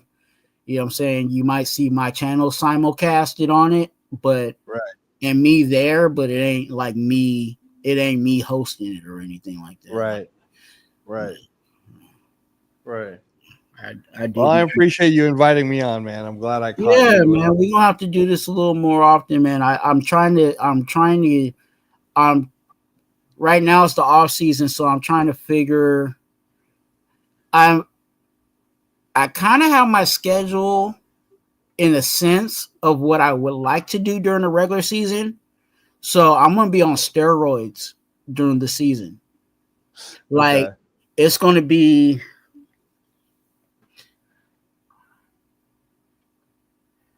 let me say it out loud. Press conference, game plan, topic. Three lives? 3 lives along with because one of them has to be the recap. So that's a part of the 3 lives. Then I'm bringing back Who Ate the Brown Crackers, which is a video of whoever the top player is of the week. I'm changing the name, so it's not Who Ate the Brown Crackers. It's called Top Player of the Week. So Top Player of the Week is a video. And I think I'm missing another one. Oh, what you doing Wednesdays? What you doing Wednesdays? Okay. So what you doing Wednesdays is a video where I'm talking about a player and it is something they did bad. So if Brock Bowers all of a sudden one week forgets how to catch the ball, he's gonna be on What You Doing Wednesday. What You Doing Wednesday? That's pretty funny. Yeah, that's cool, man. That's like 3 lives, 2 videos, and in between all that, I'll be making shorts. So throughout the week, it's going to be, I'm gonna be busy, and then I'm still trying to figure out because I do want to do I would like to have an open panel show. Okay. One live, so that might be the 4th live of the week. But I do want to do an open panel show where we talk about Raiders, we can talk about anything under the sun, kind of like we did today. We talked about, boxing, we talked about basketball, we talked about whatever. I want to do that with the guys. and have people, not just content creators. I actually want people within the chat. Like I want Cool Kev to come on. I want Captain Point. You know what I'm saying? Salute for coming in. You know what I'm saying? To, you know, Right. Say, hey, you know, I was, did you guys watch so and so? Did you guys got anything on that? And then we could talk about that for a little bit, you know. Right. Thanks, So Frank. Thanks, Captain Point. that might be a weekend thing, just, you know, kind of like at the end of the weekend, just kind of, okay, we already talked about everything football. Let's just talk about, you know what I'm saying, some other things. That's a good, yeah. No, those you're gonna be on live steroids for sure. With all of those, I mean, that's my intention. You know what I'm saying? Right. I don't know if my intention will fully come into, you know, it will be a consistent, fully thing. But those are my intentions for the season. So I'm definitely going to be trying to pump this out because, again, trying to get to that 500, man. At least trying to get to that 500. Right. You know, that's huge for me. Well, definitely, whenever you get invited to any of the programs, what'll help you is if you just use your channel too, right? But I just don't know how many you could hold, because that's how a lot of people get it, is they just use their current channel and then they go to somebody else's, but then people can watch their channel too, so it just keeps spinning it. You know, the algorithm of YouTube just kept. Wait, what did you say? Because I didn't catch. You said, so, you know, like instead of you, like, let's say jumping on Jeff's show, what you do is you take your channel, you still jump on Jeff's show, but you're streaming it on your channel. So then the more you do that, then the YouTube algorithm, because it makes it seem like you're going like every day on the show, it like pushes it out more. I don't know why, but it does. Oh, like simulcasting it? Yes. Yeah. So. Yeah, that's what I do. Like when I'm with Jeff, I always link my channel. Okay, that's good. And you're streaming it to your audience then, so that's good. Yeah. No, I always do that. Like I prefer doing that with other people too. Like, because, like, for an example, if I didn't do this live, right, and say this was like your show, right, I would literally be sitting on live, spending my time, my takes, and everything for 3 hours. And what do I really get out of it? Right. Like, I don't get the watch hours. I don't get the, you know, extra likes. I don't get the, you know what I'm saying? So I prefer, like, if I'm going to be spending a whole bunch of time on somebody's channel, I prefer to link my channel. Because, again, like, I'm not trying to take away from what they're doing, but, you know, my time, I feel like my time needs to be kind of compensated in a sense, you know, like, I just spent 3 hours giving you, you know what I'm saying, giving you the best I got, and I wasn't able to, you know, so, and that's why I don't mind other people when they're on my show. If you want to link your channel, do it.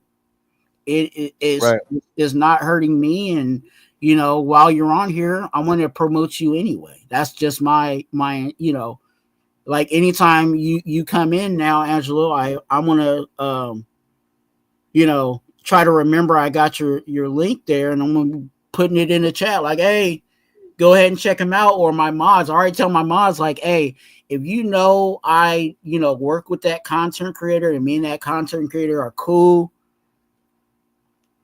every time they show up, even if they're just in the chat, put their link up. You know what I'm saying? Because that's just how I want to be. Is, you know, if you do work with me and we do, you know, business together, because this is you know, this is business. You know, if we do business together, like, we all good. Right. Right. Right. And I don't But mind, like I said, everybody, I don't mind working with anybody. You know, people that haven't even worked with me yet. Like I tell people on my lives all the time, like I work with all content creators. If you're interested in having me, right. if you don't want to have me, then obviously you just don't want me around. But you know, it doesn't mean that I'm not open to, you know, connecting with you or having that, you know, relationship with you, um, you know, in regards to YouTube. Like Right. I'm willing to work with everybody that wants to work with me. Frank says, well, you want your followers to easily find you too, with a smiley face. Well, yeah, that too. You know what I'm saying? I do want them to find me. I want them to come over and show some love, you know. And like I said, you know, with Angelo, like some people may not like me, you know what I'm saying? They may not think what I say is good or whatever, or is not their cup of tea, but you know, it doesn't hurt to subscribe to it. You know what I'm Right. saying? You don't anytime my thumbnail comes up, you ain't gotta click on it, but you know what I'm saying, to support what's going on, and you know, I'm talking That's the like Raiders and stuff button. like that. Right. Just go ahead and click that subscribe. Right. Right. Right. Because trust me, Well, there's guys that I just don't. I'm right. not gonna say their name. I'm not gonna put it out there that I don't watch them. But you Right. know, there's some people out there that I don't really care for their takes, but you know, I see what they're trying to do, so I'll support it by Yeah. subscribing. That doesn't mean I have to watch it, but at least Right. they get that subscribe to push them to, you know, their goals. Right. Right. Right. Well, let's get some sleep, man. Yeah. Everybody's looking at us. So good night. Thanks, chat. Appreciate you, Captain Point. Have a good rest of your shift. Frank, you're awesome. Thank you. You, Captain Point. If you like boxing, check out the Knockout Canvas too. I think our next episode is going to be me and Turf. We're doing it on Wednesday. We're still trying to figure it all out, and we'll be talking about all the post-fight stuff we saw this weekend, and all the pre-fight stuff that's going to be happening next weekend. That's one of the great things, Frank, good night, about boxing is it's weekly. So 52 weeks a year, baby. No, there is no season. The whole year is the season. So thanks, Twuan. I appreciate you for inviting me to the show. We'll definitely hook up again, I'm sure, and on somebody's show. Oh yeah, yeah. I'll be reaching out to you though, because again, during the season, I will get do you some stuff. Yeah, For sure. because I know Yeah, you do I stuff got with Captain Jack too. So yeah. Oh yeah, always. Yeah, always on that. Yeah. So yeah, no. Thanks, Twuan. I appreciate it, man. Thanks, brother. All right, thank you. All right, you guys. You guys already know what it is. Here at Raider Twuan, we are advocates for being an organ donor. Down in the description of all my videos and all my lives is where you find that. Again, the link for Angelo's new channel is in the chat. So definitely you want to go check out the knockout canvas. That is the name of the channel. You definitely want to go there and support. Brand new channel.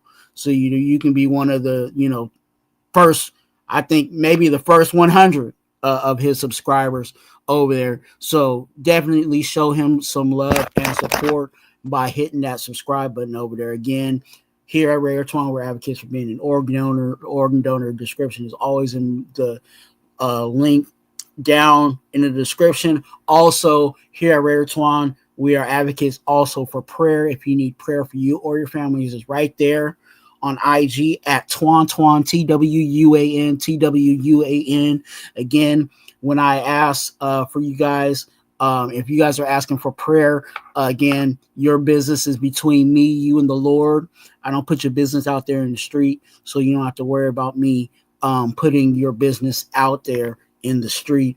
It will be confidential between me and you, and obviously when I'm praying, talking to the Lord on your behalf, for whether it is you are asking to if you're looking for a job or you're just, someone's sick in your family or whatever the situation may be, please hit me up on IG, send me a DM, and I will be in prayer for what's going on in your life.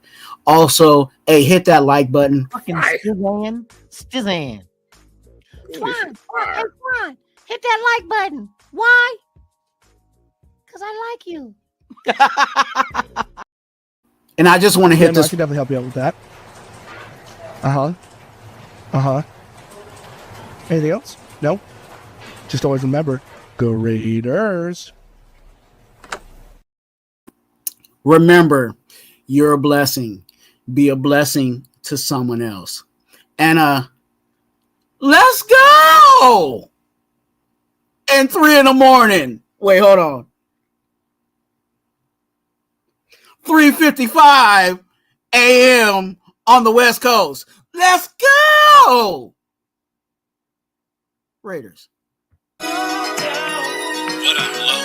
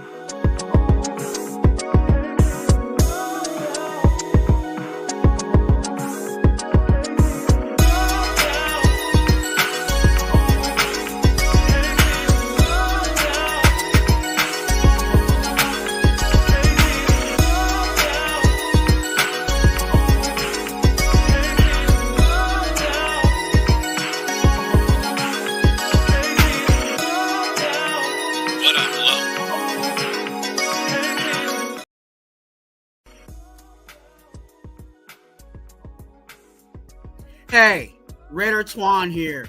You must watch one of my videos or lives. Thank you for watching. Go ahead and hit that subscribe button, and it's right there. Or if you want to watch one of my videos, watch it right there. And let's go, Raiders.